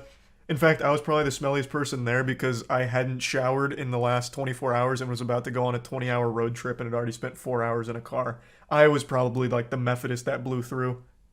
So I don't know if that stigma's still around. I don't know if that's like normal where it doesn't smell like shit. Couldn't tell you. But when I went, it really wasn't too bad. Yeah, the Smash World Tour is canceled, and there's really nothing they could do to like make it happen now. It's way too late. This happened the night before Thanksgiving and only a couple weeks out from the championships. Like, there's no way they could put it on anymore. But that brings us to the next point. Ludwig came in here slinging a little bit of meat. So, Ludwig said in response to the Panda Nintendo lackluster, or in response to the Nintendo and lackluster statement from I just had a glitch there. In response to Panda and Nintendo's lackluster statements, Ludwig is hosting his own impromptu tournament, hoping to pretty much overshadow Panda, take some wind out of their sails. So he's doing a big prize pool, and he's invited the top 8 from the Smash World Tour rankings. That, of course, includes Light. Unfortunately, Cole is not top 8. I think he's number 10, so he didn't make the invitation, which is a shame, which he would have for Smash World Tour. But it's still great that he's doing this, regardless. The new Smash World Tour statement directly contradicts Nintendo. Oh, I know, I already mentioned that. What Nintendo and Panda is stating was not the reality of what Smash World Tour was told, nor what they received in writing. So it's nothing from Nintendo and Panda. They've done a terrible job. Yep, that is the reality of the situation. Alan got greedy, wanting a little monopoly on Smash tournaments, or at least, at the very least, a Smash circuit, and in doing so may have burned his entire company to the ground. Because Panda, without their players, and without players to play in their tournaments, they have nothing. There's always going to be someone willing to accept to play. I would agree with you in any other scene, but Smash Bros, you get like actual lollipop sticks for a prize. So it's not like there's a huge monetary incentive to compete. The reason you compete is because you want to be the best, or you want to support your local scene. And if you don't like the org that's putting on the tournament, it's not like you have a big incentive to go there and play for fucking $15. Like, you're not going to bother if you don't like that company. Over the last year, Smash has been eating good from their tournaments, with people like Ludwig, Summit popping off. Like, they've had big prize pools, but that's not the norm. That is far from the norm. Last night at around midnight, we were blessed with another chapter in this never-ending story of drama with Nintendo, Panda, and Smash World Tour. This is, of course, a scene I'm very passionate about, since our esports organization literally started in Smash Brothers. Without Smash Brothers operating the way that it has been, there would be no Moist Esports, and without Moist Esports, the world is a worse place. So I've been following this story extremely closely, and last night we got a brand new development. Now, we had previously already had a statement from Nintendo. They dusted off their typewriter and sent in the carrier pigeons to deliver their letter, stating that the cancellation of the Smash World Tour was, I guess, a bit of a misunderstanding. They didn't give them an official license for the Smash World Tour, but apparently verbally said they're okay to continue it, even though Smash World Tour says that verbally they said the opposite, that grassroots unlicensed events aren't welcomed anymore. So very conflicting reports there. I tend to lean on the side of Smash World Tour organizers being more truthful in this situation, since it seemed Nintendo was kind of in panic mode and delivered that statement. And then we also got a statement from Panda saying the same thing as Nintendo, but then also dismissing Alan's behavior as not that big of a deal. Alan was the CEO of Panda, who went around and would threaten events if they didn't join his circuit instead of the Smash World Tour. He would say, like, it'd be a shame if this got shut down. It'd be a real shame to get Nintendo involved here. So he acted like the Smash Brothers Mafia, running a protection racket. And when Panda released their initial statement, they kind of dismissed it as not a huge issue. They acknowledged it briefly, saying, like, yeah, Alan went rogue. He started breaking kneecaps of people that didn't want to join the Panda Cup and threatened to maybe get Nintendo involved in their unlicensed event and maybe intervene. But, you know, it is what it is. That wasn't great, but that's okay. Alan cares. We all care. At Panda, it's community first. We're here to fuck some ass and have some fun. But that wasn't received positively since they didn't really address anything. It was very much a nothing sandwich. And then last night at midnight, Panda released another statement, and Alan did as well. Alan finally came out of the shadows, putting on his superhero cape in order to save the day by releasing his side of the situation. And instead of actually making a real statement, he dropped a teaser trailer for an upcoming statement. So he said that he has evidence to prove two things, and then dropped a picture of bullet points, 2 bullet points. The first one, Smash World Tour lied, and the second one, Beyond the Summit, which was the organization that he had threatened, was actually jeopardizing the community. That's all he said, but he said he has evidence to prove these claims, but he didn't provide it yet. So, if he does have evidence to back these up, that would be a huge Uno reverse moment, but I don't really know what that evidence could look like there, unless he's coming out with the wildest receipts the internet's ever seen, and he drops like a 14,000 word Mick Gordon response.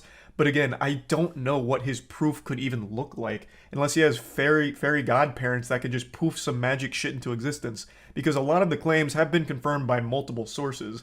I think the only thing Alan could have is emails between him and Nintendo, where Alan maybe fought for Smash World Tour to not be canceled, like maybe he was trying to, dissuade Nintendo from taking action against them. He was trying to push them in the other direction. Of course, I'm just spitballing here, but I do think it's important to mention that Smash World Tour in their initial statement never explicitly said that Panda was responsible for the shutdown of their world tour.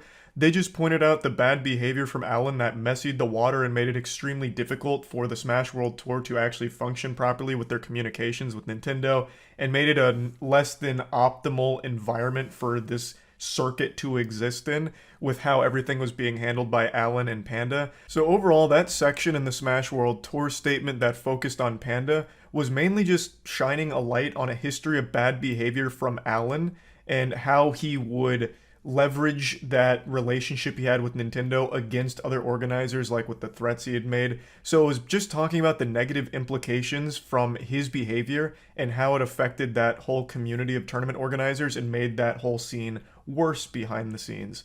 So it was never directly accusing Alan of being the one, the mastermind behind their shutdown. It was more so just accusing him of being a bad actor that was really acting in their own selfish interests. Not so much being the one that forced Nintendo's hand to shut everyone else down or anything like that. Though of course there are plenty of ways of reading between the lines with Alan's history of using that Nintendo relationship to scare other organizers, like where he basically went to Beyond the Summit and said, might need to get Nintendo involved in this unlicensed event unless you give me broadcasting rights or join the Panda Cup or whatever.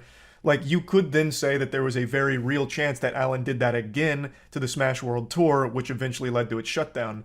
But that was never a claim Smash World Tour themselves were making. They were never saying Alan was the one that made Nintendo do that. They were just showcasing his bad behavior throughout the months and how it negatively affected the relationship for everyone.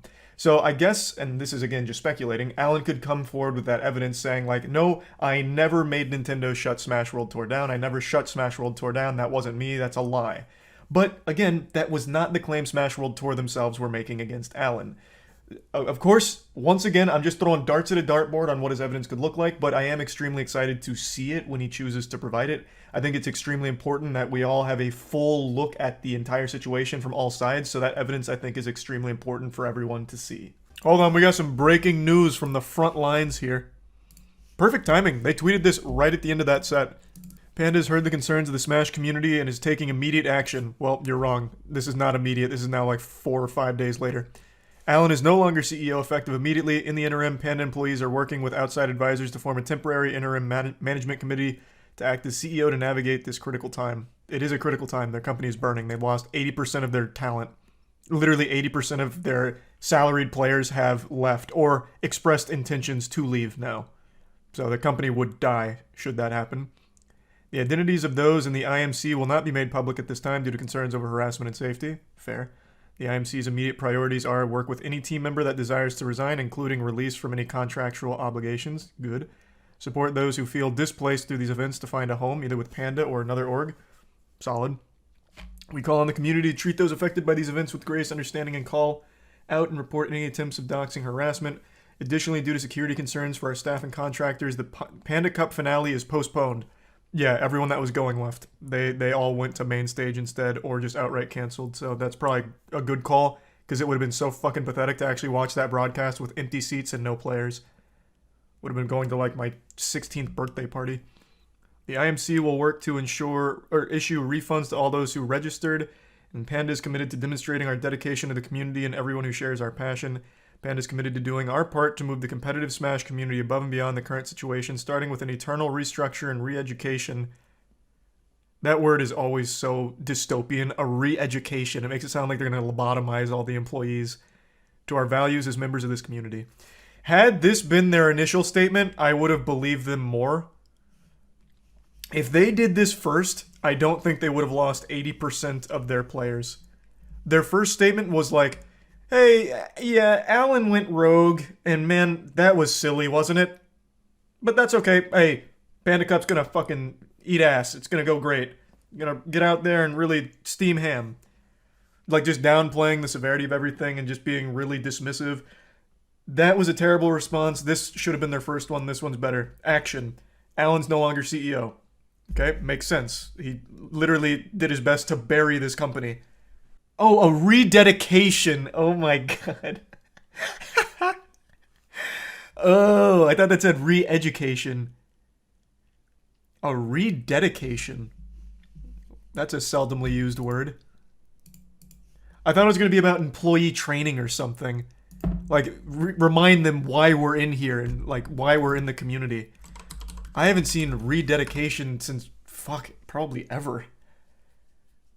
Yeah, ceremony in which a building or other structures is formally declared for the second, third, etc. time to have a particular purpose to honor a person or group. Alan's still working at Panda, though. Yeah, but even still, this shows action.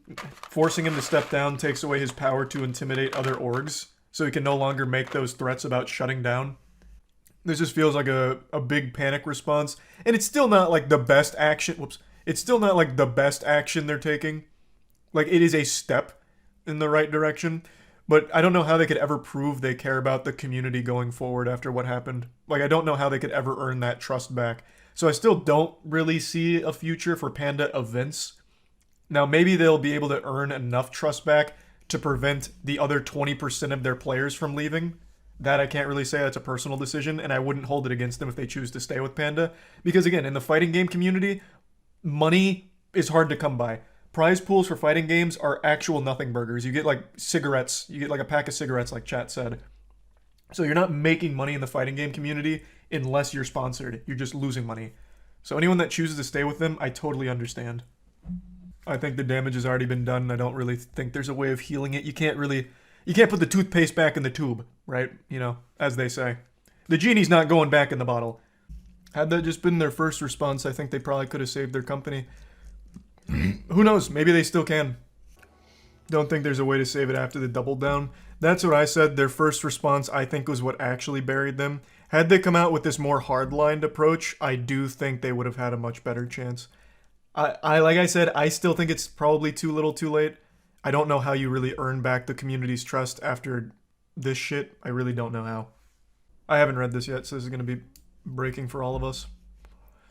What is missing from the statement is any mention of Alan divesting his interest in the company. My understanding is Alan owns Panda and basically controls the company. At first blush, this just sounds like damage control and a desperate attempt at grabbing a life draft. Yeah, I guess that's a good point. I still think by not being the CEO, he loses most of his power with those like threats he was making, but I mean, LD knows far more than I do about this.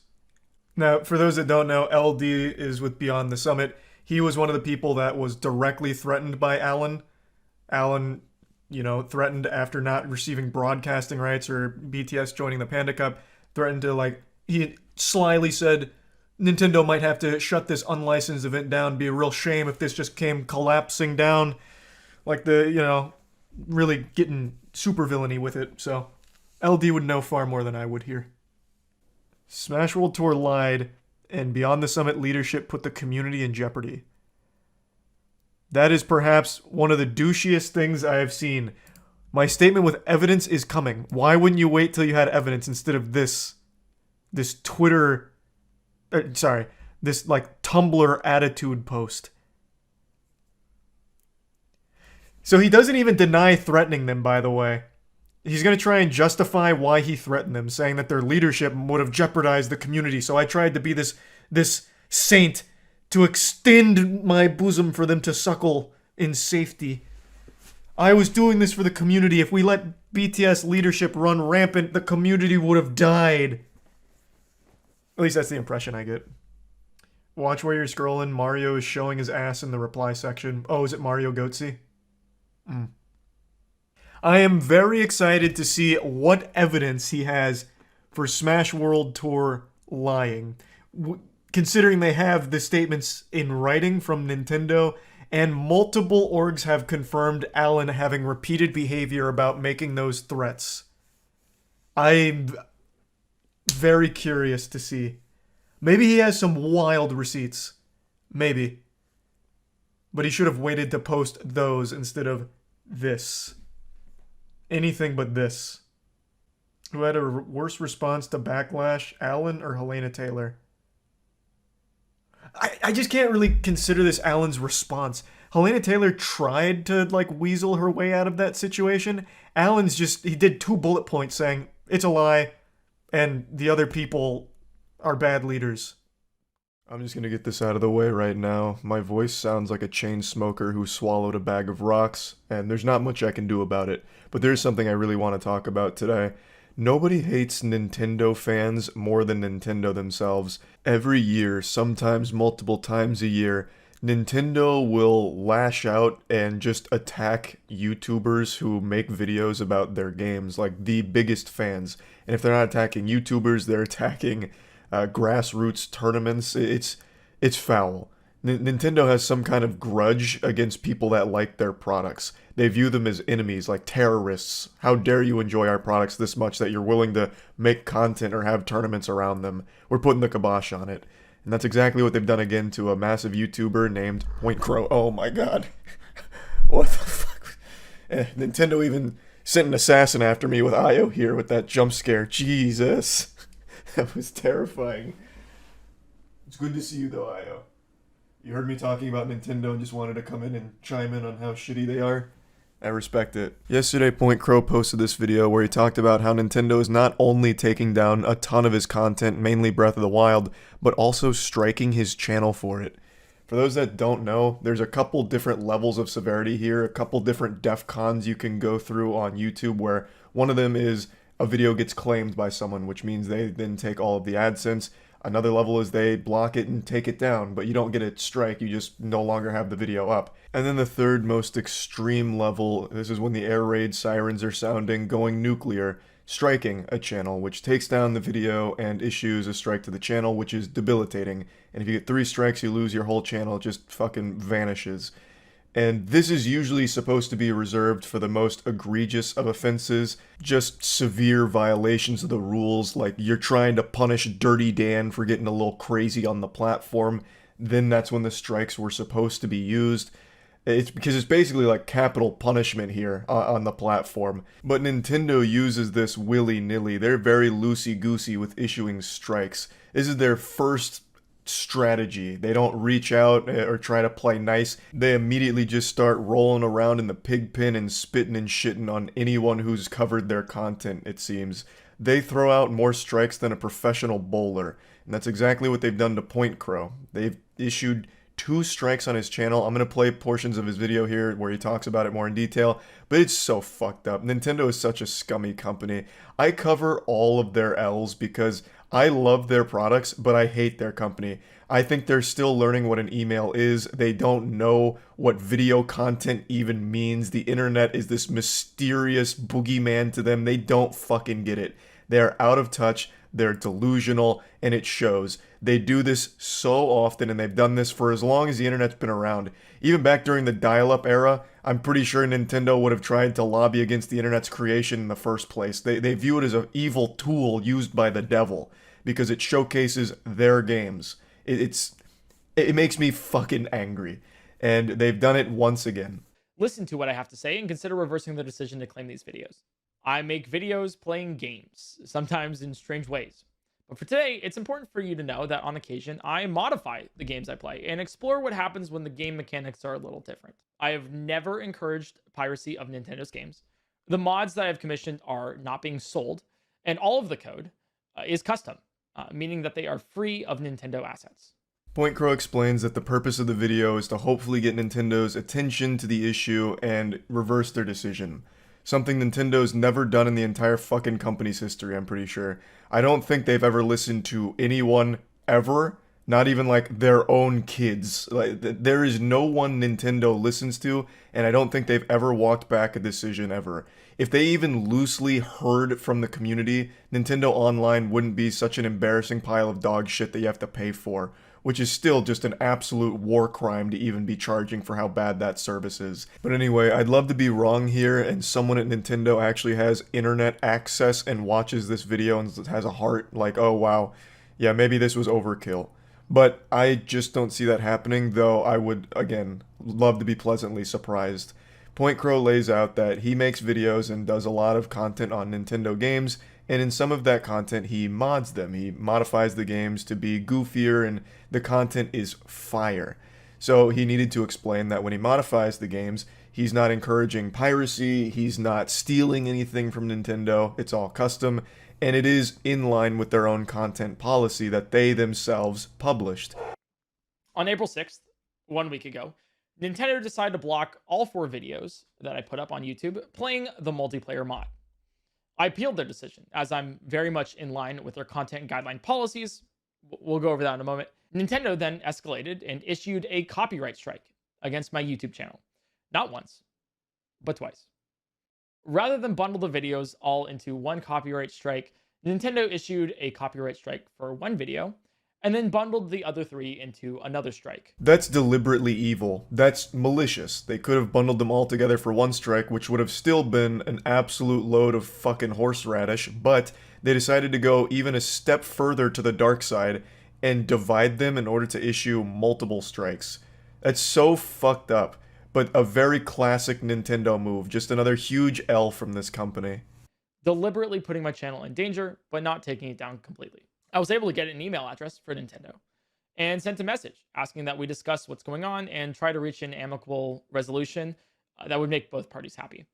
I heard nothing back so far. Here's that email if you would like to read it. Like I said, I'm pretty sure Nintendo has cobwebs on their email address. I don't think they know how to log in. Maybe they forgot the password. Maybe they just forgot it existed.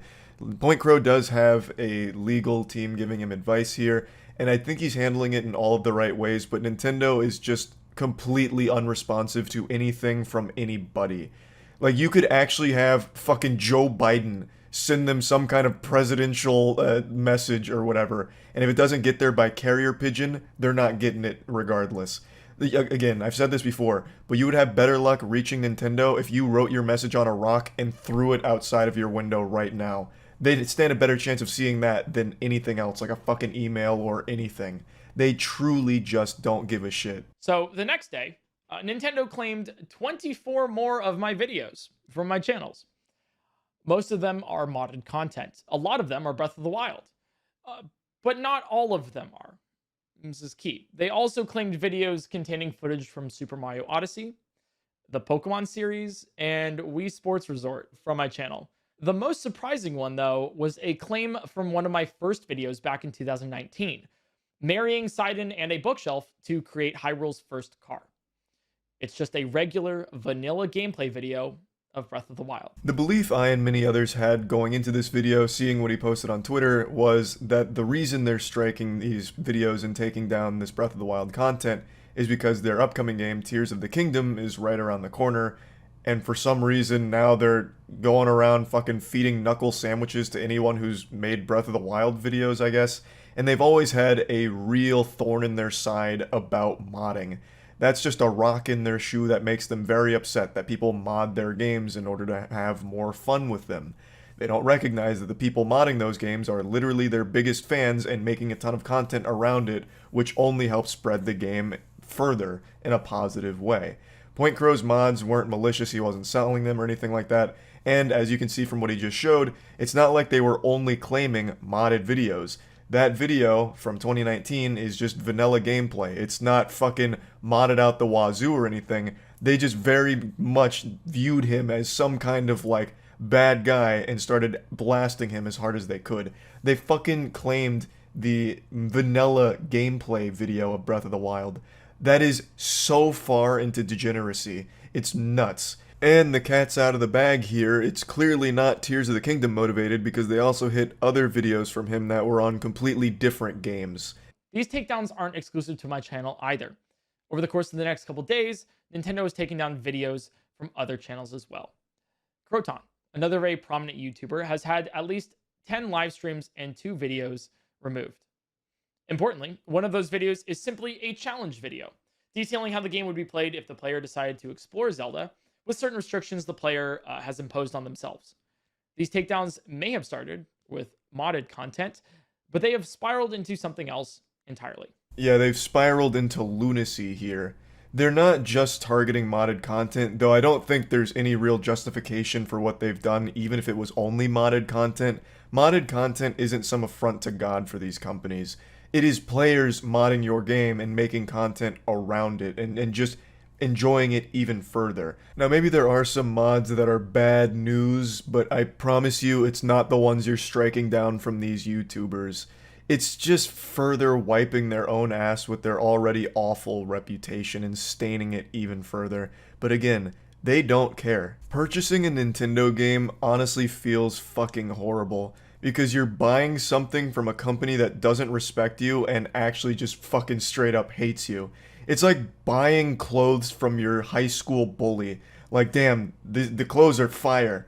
But god damn it, the person behind it hates me and literally spits on me every chance they get. Like, it just sucks. Like, Nintendo makes such bangers, but the company is just actual trash. So now you know what's happening. At this time, my channel has had 29 videos taken down, 2 copyright strikes, and Nintendo does not seem to be stopping the removal of videos from other creators on YouTube.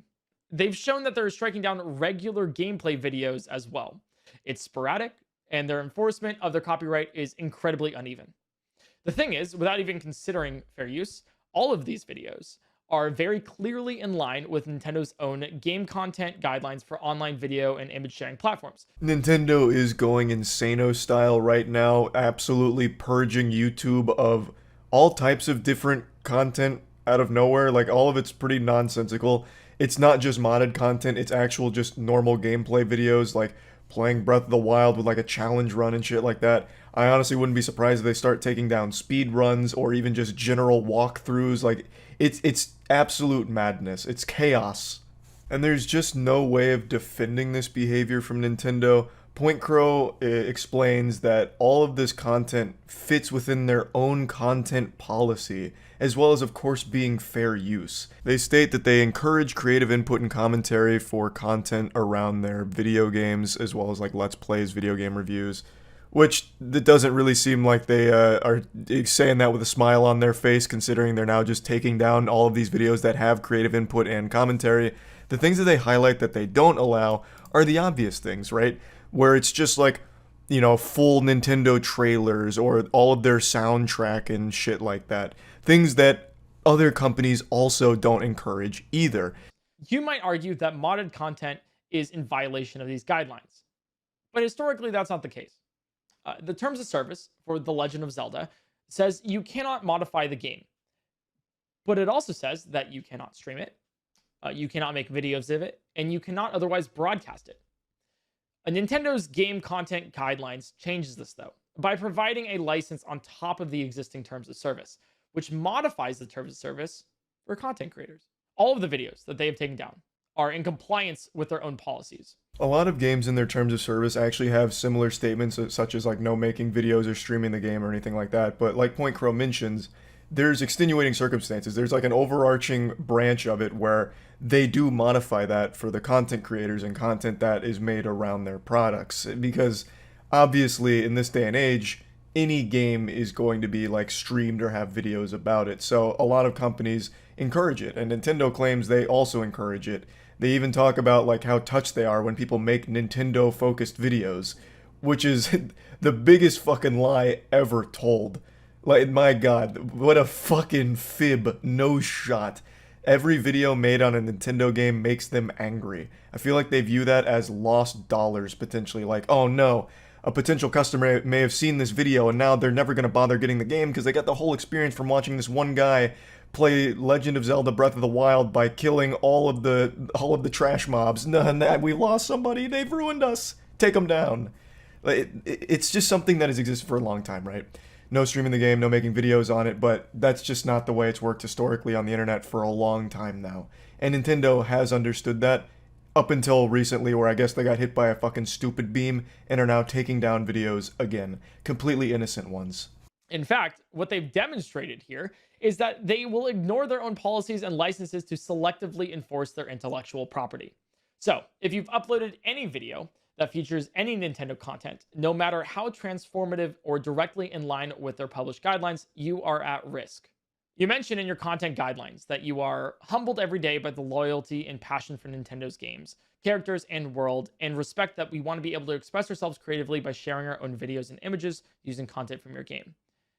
And if you truly respect us and are humbled by this community, don't take this creativity away from us. Overall, I think it's an extremely strong video from PointCrow here, which once again highlights Nintendo's out-of-touch delusion, and it serves as a great open letter to the company that I have no doubt will go completely radio silent on.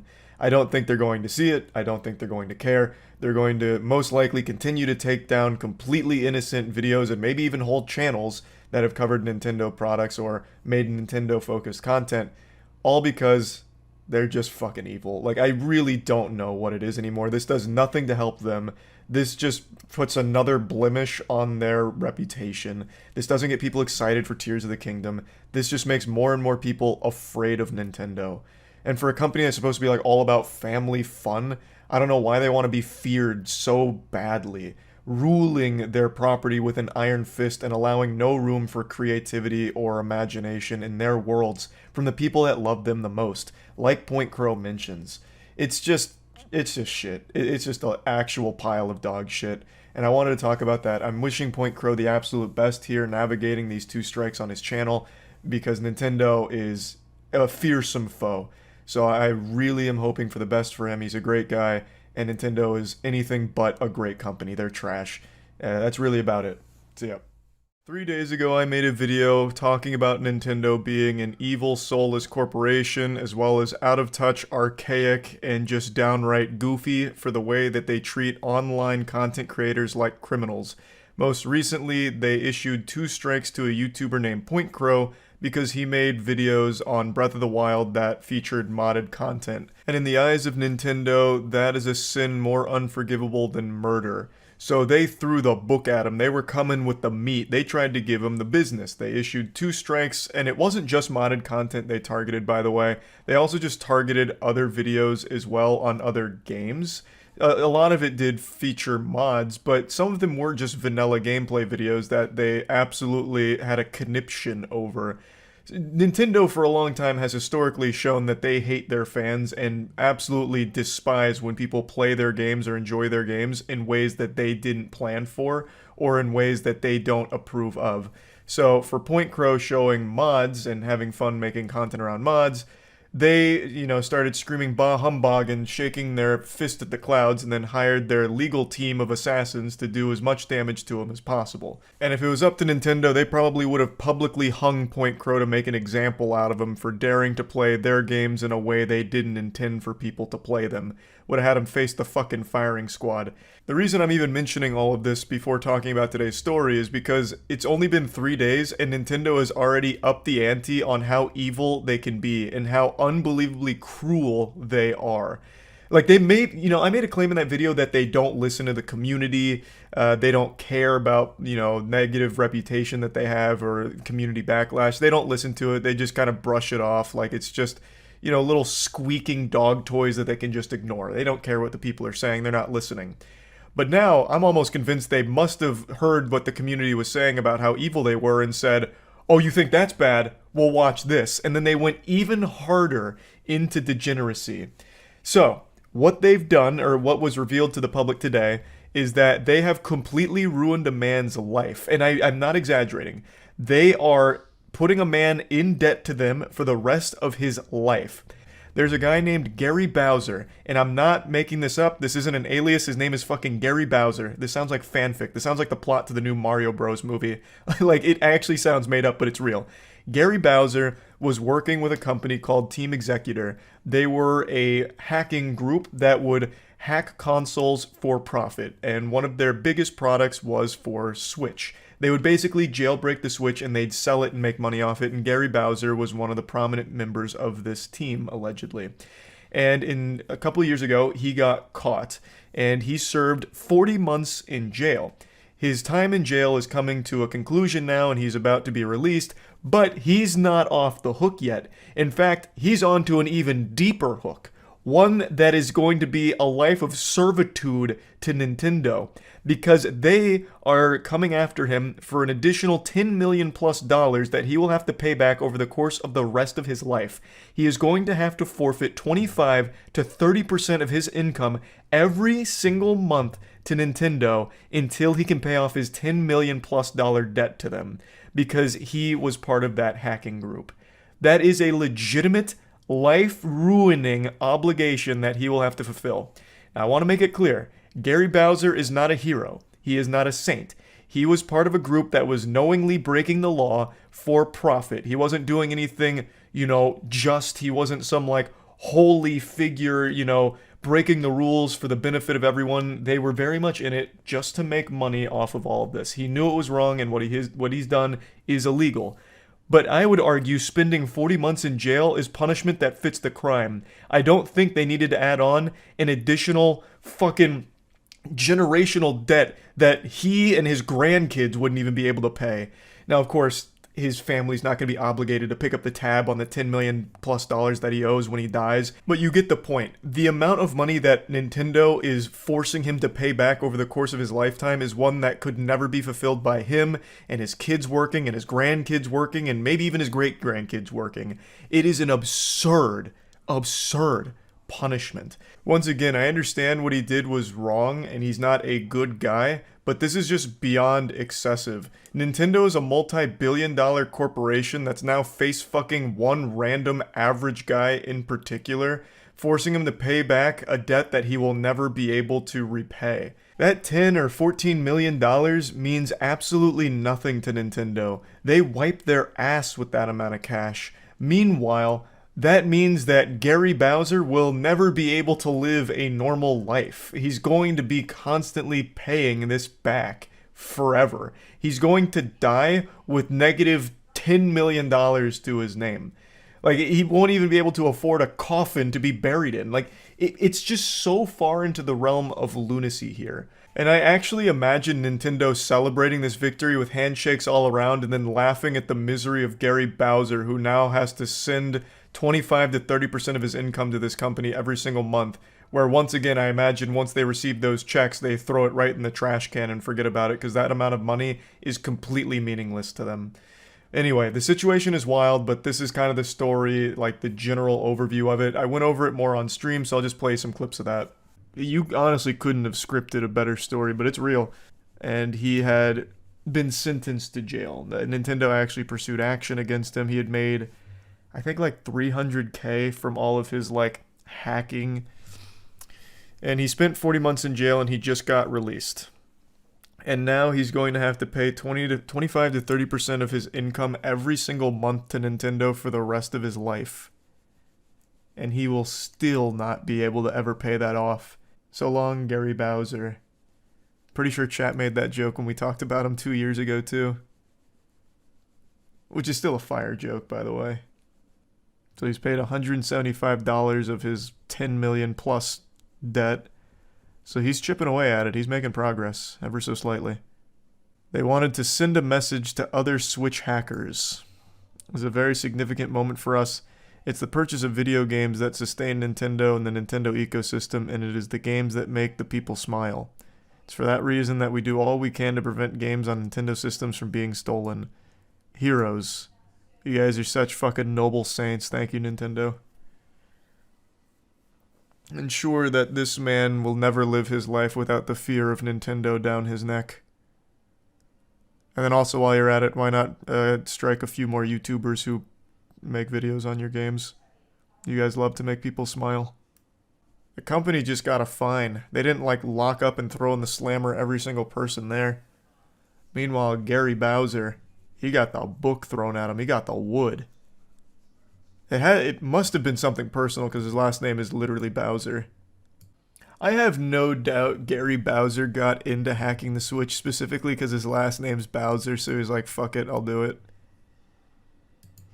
Might as well. I'll fulfill my namesake.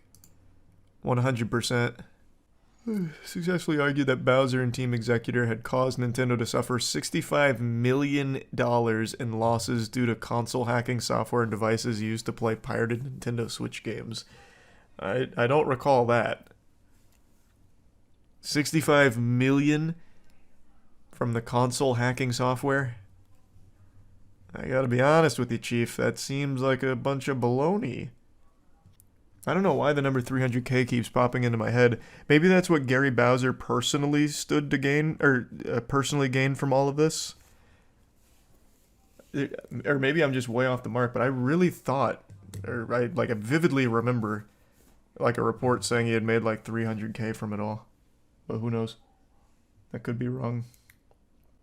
So, okay, so that is what he made for himself. He himself made 300k. I saw someone on Twitter say that they would honestly fake their own death in this case. Dude needs a new dust filter for his Hoover Max Extract Pressure Pro Model 60. Fucking true. He's gonna need a Hoover Max ASAP. Does he even have a job? Well, he's just now getting out of prison after spending 40 months there. And he had a job in prison where he paid off $75 of his debt. So I would wager a guess he doesn't currently have a job.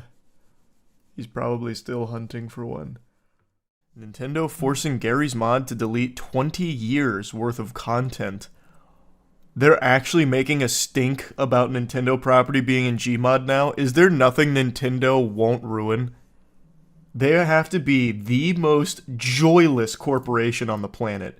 No exaggeration, it's gotta be Nintendo, hands down.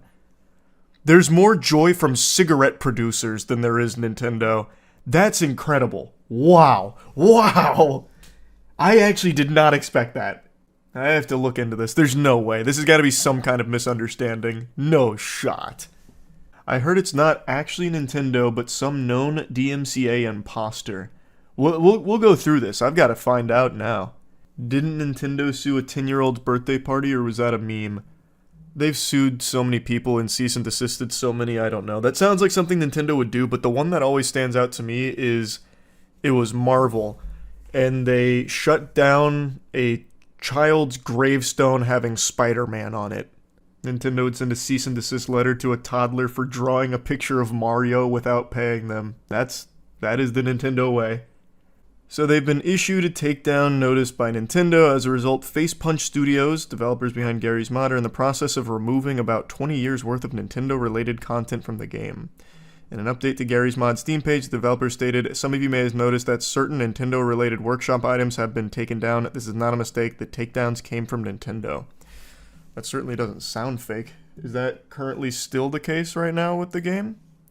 Nintendo stuff on Steam Workshop. We're working on removing all Nintendo-related stuff from Steam Workshop. Some of you may have noticed that certain Nintendo... Yep, we just read that.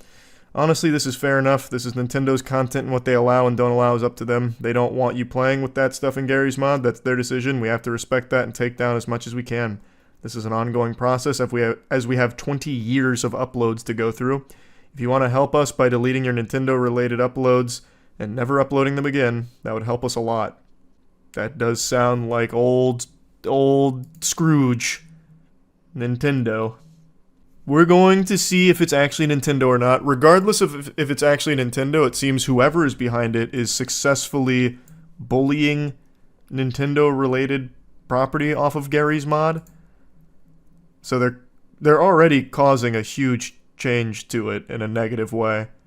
I don't see who would do that other than Nintendo, but let's continue.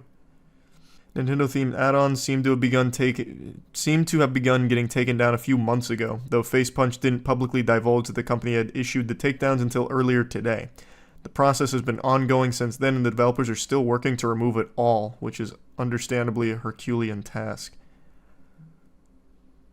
I mean, this has to be Nintendo, right? Like, there's no way it's been months off fake DMCAs.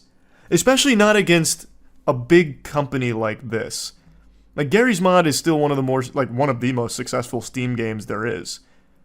Like, surely the company would be able to recognize if it actually came from Nintendo or a imposter, I would think. You underestimate how much trolls and annoying Nintendo fans love this shit. There's no Nintendo fan out there that's offended that Mario and Luigi are shooting tampons in Garry's Mod. Like, I don't think they're gonna go out there and actively try and take it down by committing a crime, by impersonating Nintendo. Bro, look at the Nintendo fans who had a crusade against palword.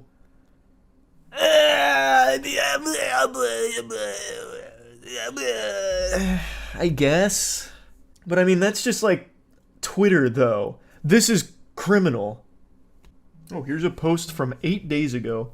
Aaron Peters, the destroyer of add-ons. This came up when I was looking into it, or when I looked that up. Lately, there's been chaos in the workshop of Gmod, TF2, Source Filmmaker, Left 4 Dead 2, etc. An internet troll by the name of Aaron Peters has been false flagging content creators' add-ons with fake DMCAs. This troll has been claiming he's part of Nintendo, which in fact he is not, and has been doing nothing but causing chaos for the past few months, probably at the start of January. That timeline does check out for what we just read.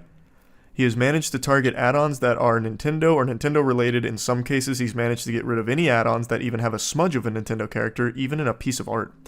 I don't know if his goal is to get rid of Gmod video creators or just ruin everyone's fun in creating content. He has managed to ruin everybody's day, and I can't blame them. Awareness must be spread about this. People must know about this, because for all we know, he could even target add-ons that aren't even Nintendo-related. Well, yeah, he's obviously not affiliated. He could target anything. He just chose Nintendo to be an asshole because it's the biggest. The Kirby Reanimated collab claims that their videos were taken down by a third party abusing DMCA takedowns, which isn't the first time this would have happened, by the way. This actually happened a few years ago it wasn't the same guy, I don't think, but for Nintendo properties, someone did this as well on YouTube. This company, which doesn't have any clear links to Nintendo, has reportedly been targeting Nintendo. Well, I guess maybe it could be the same guy, just using different names. He keeps fleeing the countries. He goes on these rampages, then leaves the country and assumes a new identity only to do it a couple years later. The name of the company doing these takedowns is A-PAB. Been targeting Kirby creators in particular. Allegations that APAB is the real entity behind the copyright claims date back to 2020, with one creator saying that they reached out to Nintendo and received confirmation that it was not responsible for the strikes on their channel. Oh. Nintendo officially confirmed that they've never flagged any Kirby video, which makes me wonder, what is the motive behind APAB's flagging? All I know is that APAB also ruined many channels in Japan as well by false flagging. I'm really hoping someone investigates this company, because what they're doing is 100% DMCA abuse. It's also a crime. The last guy that did this in Minecraft got fined 25 grand for each instance. This guy's on the hook for millions. The company's name stands for Association for Promotion of Advanced Broadcasting Services, but information on the entity is scarce. So, like, I know this has happened on YouTube, but I just can't imagine it happening to a full studio like Face Punch. I don't know. That seems... I feel like they do their due diligence on where the DMCA came from. I would really think. So, this is bogus DMCA claims made by a copyright troll claiming to be working for Nintendo of America, targeting add-ons from Nintendo franchises in the Steam workshop. So they've been looking to find and take down the individual responsible for this, as well as spread awareness. So Workshoppers Brewster T. Koopa, Crispy Toast, and Z Pyromancer's voice actor Electric Star. February 11, 2024, Brewster posted a plethora of tweets involving false DMCAs on Twitter. Okay, I thought this was going to link the tweets. It just got me to an explanation of what Twitter is. Unlucky. In the same day, Crispy Toast uploaded a video titled Reply Nintendo Gmod add-ons taken down. An entry into the Re-Demoman series of videos.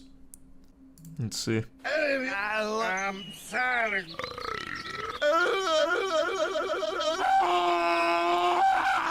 That does about sum it up. Aaron Peters. Okay, here's the first mention of that name with some evidence. Aaron Peters, our prime suspect here, the Jack the Ripper of Nintendo add-ons. Hours after the video was posted, Brewster T. Koopa revealed that the individual had sent DMCA emails to almost all Nintendo-based Gmodders, including himself, which reveals the troll's name, Aaron Peters. So he's just... Wait, is he actually just sending emails? I see why that would work on content creators, but surely Facepunch wouldn't just fall victim to this. This is like a phishing scam. Aaron Peters, Nintendo of America. Okay, that's not his real name then. That's just the alias he's using. There is no Aaron Peters. It was discovered that Peters had a history of sending fake DMCAs to pretty much anyone that contained Nintendo-related properties in the past, including not suitable for work artists and even Fraymaker's Workshop. Pillow Fort user MKLXIV shared a blog in 2019 that details their encounter with the troll. Peters' motivation as to why he sent fake DMCAs is currently unknown. Yeah, this guy sounds like an absolutely colossal loser. March 4th, 2024, Crispy Toast uploaded a video called Gary's Mod False Nintendo DMCA Claims, the story detailing the entire story about the false DMCA claims and the tweets above. Oh, nice. So you already broke down like the whole thing here. What if he was actually hired by Nintendo in secret because they know their lawyers couldn't be paid enough for even that level of heinous shit? Oh, he's just a fall guy? That would be an interesting theory. I think the more likely theory is it's a guy struggling with mental illness and he just wants to do something, like in general, do something to have an effect negatively on others. I think that's probably what's going on here, would be my guess. I'm very confident this guy's name's not actually Aaron Peters, it's just what he's calling himself in these emails. What I think Nintendo should do, and I know they won't because they're still only just now figuring out the internet is a thing they can engage with, but what they should do is take this guy to court and fuck him. Like, he needs to be made an example out of. This is like the third or fourth time this has happened to Nintendo in particular, with people impersonating them for DMCA takedowns. But I think Nintendo's too out of touch to even consider that. But why? He's literally doing all their shit work for free. Yeah, but you also... Even though I'm sure Nintendo's not losing sleep over taking away people's fun, since they love that, it's still illegal to impersonate them, and I'm sure they're not happy about that. I'd really like to know more about this mysterious fucking turbo douchebag, though.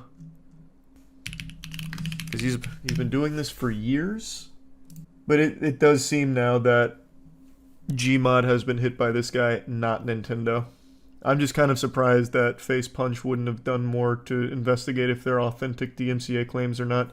Again, they're one of Steam's most successful games. They probably could have a direct line to Valve and ask them, hey, have you guys received notice from Nintendo that we have to take our shit down? Yeah, there's a ton of shit on Aaron Peters dating back for quite a while. And there are just some weird people in the world, man. What an interesting thing to want to do. If Nintendo's reputation gonna get dragged through the mud, it's gotta be on their own terms. Also, should they give this Aaron guy the same treatment they did with that Switch-modifying Bowser guy? Oh! God, that poor soul. Yeah, I mean, if God, Aaron Peters probably sleeps with one eye open, because if Nintendo ever does decide to take action, his life is over. They fucked Bowser hard. That man is indebted to them for the rest of his life. What was his first name? Gary Bowser. Oh. They did him dirty. He went to jail, and he still owes them 25% of his monthly income for the rest of his life, till he makes over 10 million, I guess. Hey, I just want to come in here and let you know something that we're doing at Starforge. It turns out we have an extra Godslap PC, so we're just going to give it away. It's our highest end PC with the best possible design on it because it's Godslap related. At Starforge, we're making the best PCs in the universe, and the Godslap PC is so good that I'd actually extend that to the entire multiverse.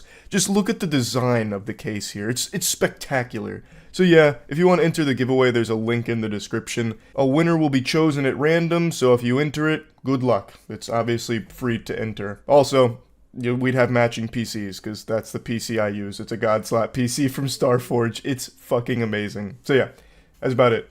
So yeah. Nintendo and lawsuits go together like cereal and milk. They are no stranger to dishing out lawsuits. They would sue an 8-year-old if they found out that their grandmother made them a Mario nightlight. They've been this way for years, so it's no surprise that they're suing palworld. I'm actually surprised it took them this long. For a while, I thought it maybe wasn't going to happen because palworld, when it came out, everyone compared it to Pokemon. I called it Pokemon with guns, everyone called it Pokemon with guns, and it was one of the biggest games to launch of the year. Well, one of the biggest games to launch in general on Steam. So it's not like a game that flew under the radar. Nintendo would have been alerted to it. Well, that is assuming they use the internet, which is a far-fetched notion. They only just recently learned what email was like 5 years ago, so who really knows? They're probably still working off dial-up over there because that company is so fucking archaic and out of touch.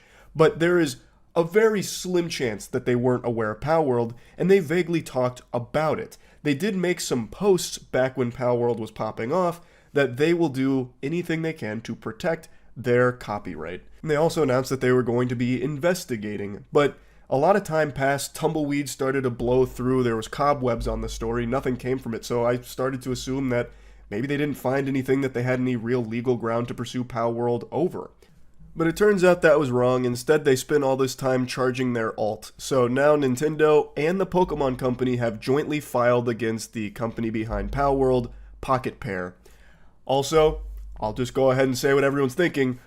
Pocket Pair, I mean, that's kind of on the nose. Like, there are things here like that seem extremely close to Pokemon. But anyway, we'll talk about the actual patent infringement lawsuit in a moment. I want to talk about palworld itself. I and many others really liked palworld because for the first time in at least a decade, it felt fresh. Nintendo's just let Pokemon get super stale and recycled. And somehow they can't even just hit copy and paste correctly half the time. Like the newest one, Scarlet and Violet, was a fucking mess. That game looks worse than some of the Pokemon games that came before it. It's when you continuously like download a JPEG and you know it ends up looking like some kind of fucking cursed images straight from one of the circles of hell. That's kind of what Pokemon's become. Like, it is just the same game regurgitated endlessly, and even when they do try and do a few new things like with Legends of Arceus, it's half-baked, so they don't even fully realize some new concepts they might want to try. It's just, most people, like me clearly, have really lost their faith in Nintendo to deliver a good Pokemon game. Enter palworld. They take the Pokemon formula and they make it feel fun and exciting. And yes, of course, to the hall monitors out there, you'd be lying to yourself if you said that the pals were totally unique looking. There are some pals in the game that look almost identical to Pokemon counterparts. It looks like they just changed a few colors.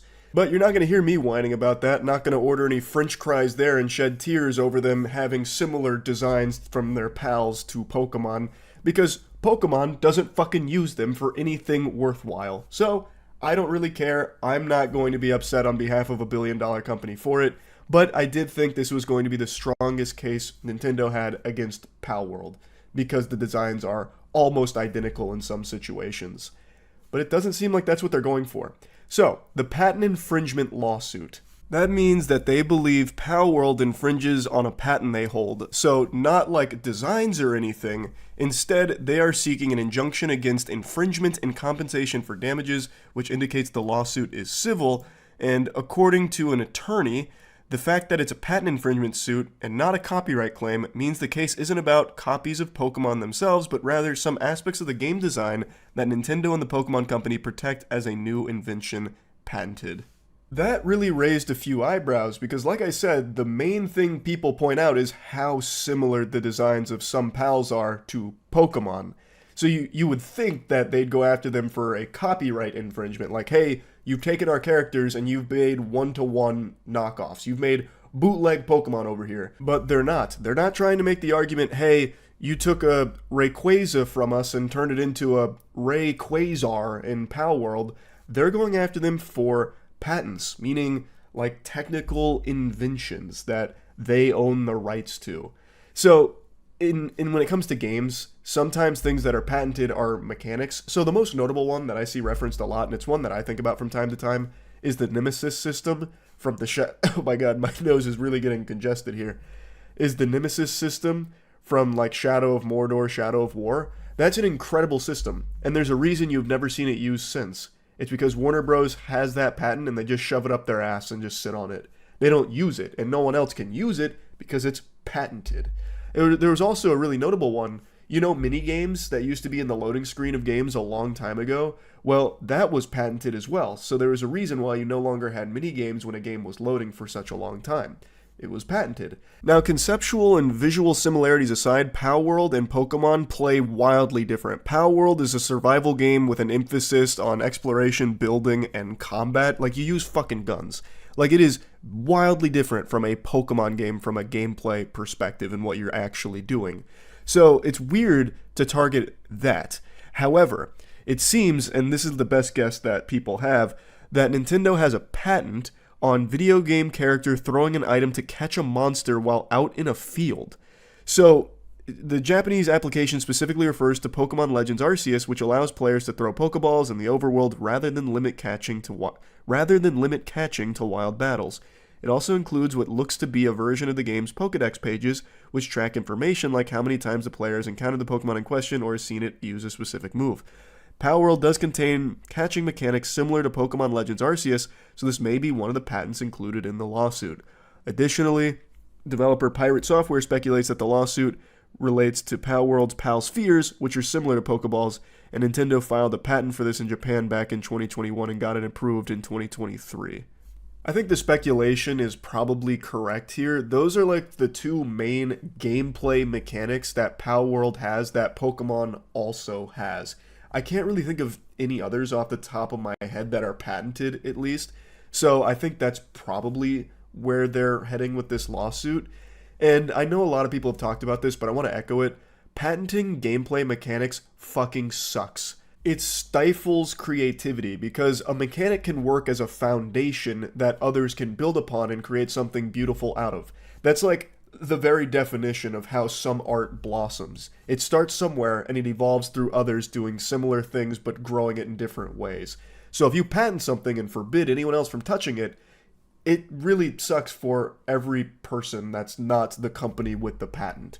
I'm going to use the Nemesis example again. The Nemesis system could have been a staple in gaming, but instead it is now only in 2 games. Granted, both games are bangers, but if we could have seen that explored in other titles, that could have been one of the best new mechanics of the modern age. I love the Nemesis system. That had so much potential, and now it just festers. It sucks. Nobody wins there, except for Warner Bros., I guess, because they have a gold mine that they refuse to tap into. So when it comes to gameplay mechanics being patented, I'm not extremely happy about that, but that's the legal ground that they're going to stand on and attack Palworld for, and I guess we'll see how it plays out. Palworld has responded. To sum up their statement, they're saying that they're going to be going through all the legal proceedings and investigations, and they don't know what specific patents they're accused of infringing upon because they have not been notified. They then go on to explain that they're a smaller indie game company based in Tokyo, and they just want to create fun games that bring people joy.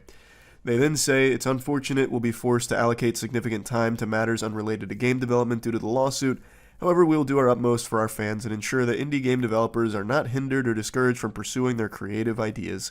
So it doesn't sound like they know exactly what they're being targeted for with the patent infringements yet. I'm assuming that'll come later down the legal proceedings since this is still very early into it. And I guess we'll see how it plays out.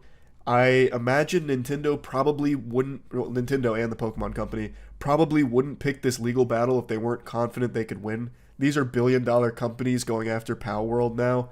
That's going to be tough. Or maybe it won't be. Maybe they have a trick up their sleeve to prove they didn't infringe on any copyright. Who knows? I guess we'll see.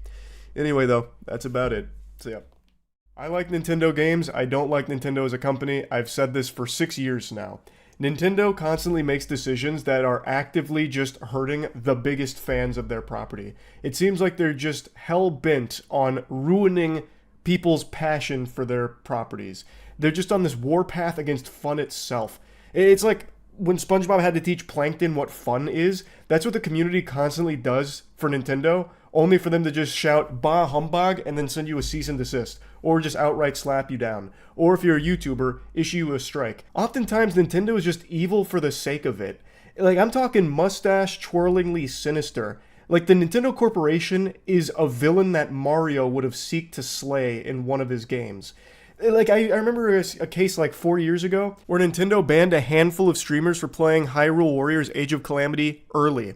Except they weren't playing it early. Nintendo just forgot that time zones exist, so they banned streamers who were playing the official release of Hyrule Warriors because they forgot. That's how out of touch and archaic Nintendo is, and how willing they are to just bend someone over and spank their cheeks raw, even when there's no real reason to do so. This is something Nintendo has done for years now with like Smash Brothers, which I've talked about endlessly, but they get up extra early in the morning just to hate. Like, they try and just ruin fun. Nintendo would send assassins to Santa Claus's workshop if they found out that one of the elves made an unlicensed Yoshi plushie. I know I'm getting a little lost in the sauce here, but I just get very passionate when I talk about how menacing Nintendo is for no reason.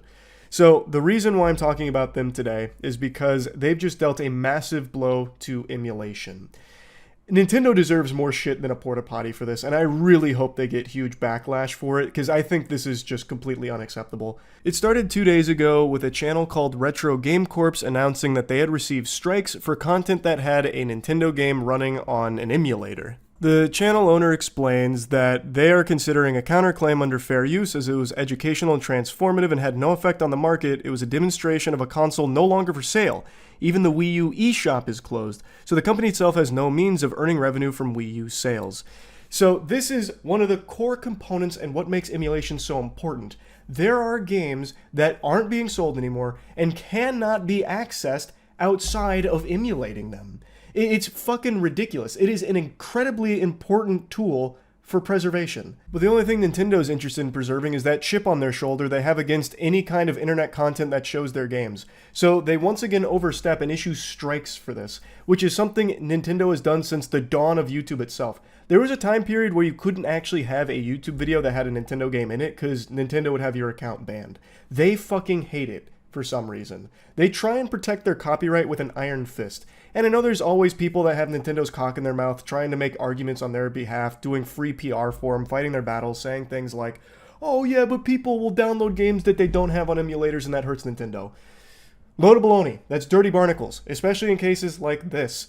There is no one getting hurt by emulating games that are not accessible through official means. There is tons of games like that. Emulation is extraordinarily important, and Nintendo does everything it can to ruin it. And in doing so, they even try and ruin other people's lives in the process. That channel now has 2 strikes on their YouTube account, meaning that they're 1 strike away from having their account terminated, meaning a source of revenue, part of their livelihood, is on the cusp of being taken away at the hands of Nintendo.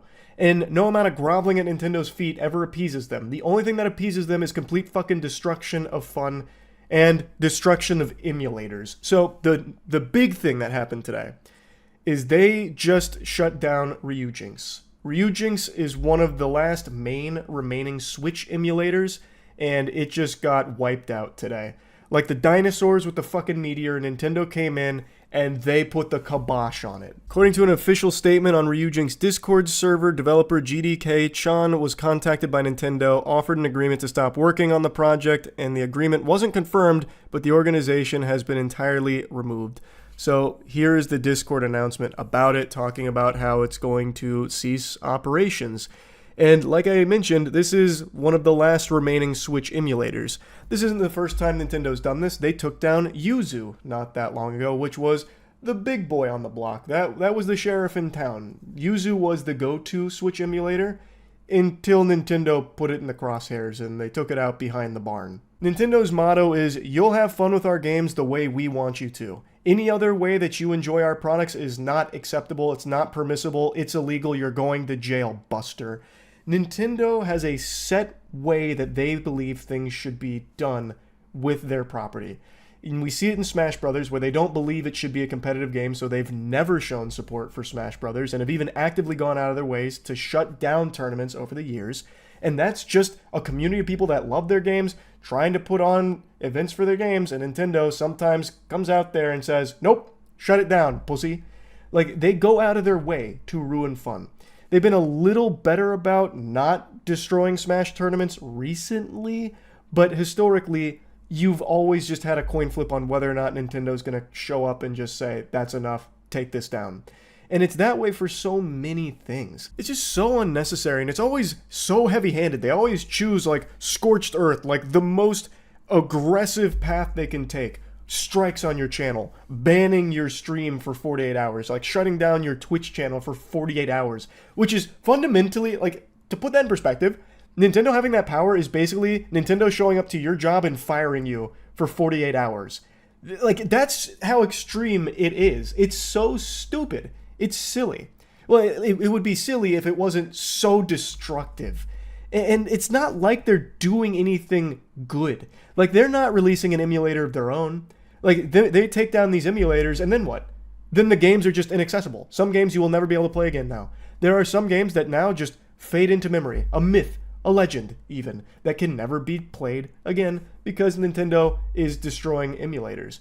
It's like, if they had a competing product, I'd understand. That'd be understandable. It'd make a little more sense, like, oh, okay, Nintendo views this as competition. They're kind of stepping on their toes. Like, they have an official emulator, and now there's a bunch of unofficial ones out there, so I guess I'd understand why they'd be reaching their tendrils out there to try and stop that. But they don't. They don't have an emulator. They don't have ways of playing games from the old Wii U shop or anything. They don't have ways of playing some of these games. The only option are these emulators, which now are no longer an option because Nintendo is burying them. They are such a litigious company, yet so lethargic when it comes to, like, delivering things that make sense. Their Nintendo Online service is still a fucking joke. That is still a dial-up service that you're paying for, basically. Every Nintendo Online game I've ever played, especially Smash Bros. Ultimate Online, is fucking sickening. Like, their games, like, they're fun. They're very fun games, but their hardware is outdated. Their hardware is archaic. A fucking calculator on your iPhone is probably more powerful than the entire Switch console. Like, Nintendo is so behind on the times, but they have such good first-party games from, like, some very creative people internally that make bangers, but it's all wrapped up in this company that is out of touch and downright greedy and evil. There is no reason Nintendo should be shutting down emulators. They are doing your work for you. They are creating more fans of Nintendo property than Nintendo is. What Nintendo should do is release an emulator of their own. What they should do is offer better services as opposed to shut down the better services. Like, they're shutting these emulators down without having anything of their own that is an improvement. They don't have anything. It's just dumb. I hate it. I actually hate it. So yeah, I wanted to rant about this a little bit. It's a classic, you know, probably like 2 or 3 times a year Nintendo rant where I just have to spit on that company. It sucks. I really am so upset with them because they make such good games. It would just be such a slam dunk, an easy layup for Nintendo to just finally turn a new leaf and start getting into the 21st century. Like, finally doing things that aren't just needlessly evil, that aren't just cease and desisting everyone and everything and shutting projects down, taking down fan projects. Like, it's just so unnecessary. So, yeah, RIP to Ryu Jinx. Hopefully that YouTuber doesn't lose his account to Nintendo. And big fuck you to Nintendo. That's about it. See ya.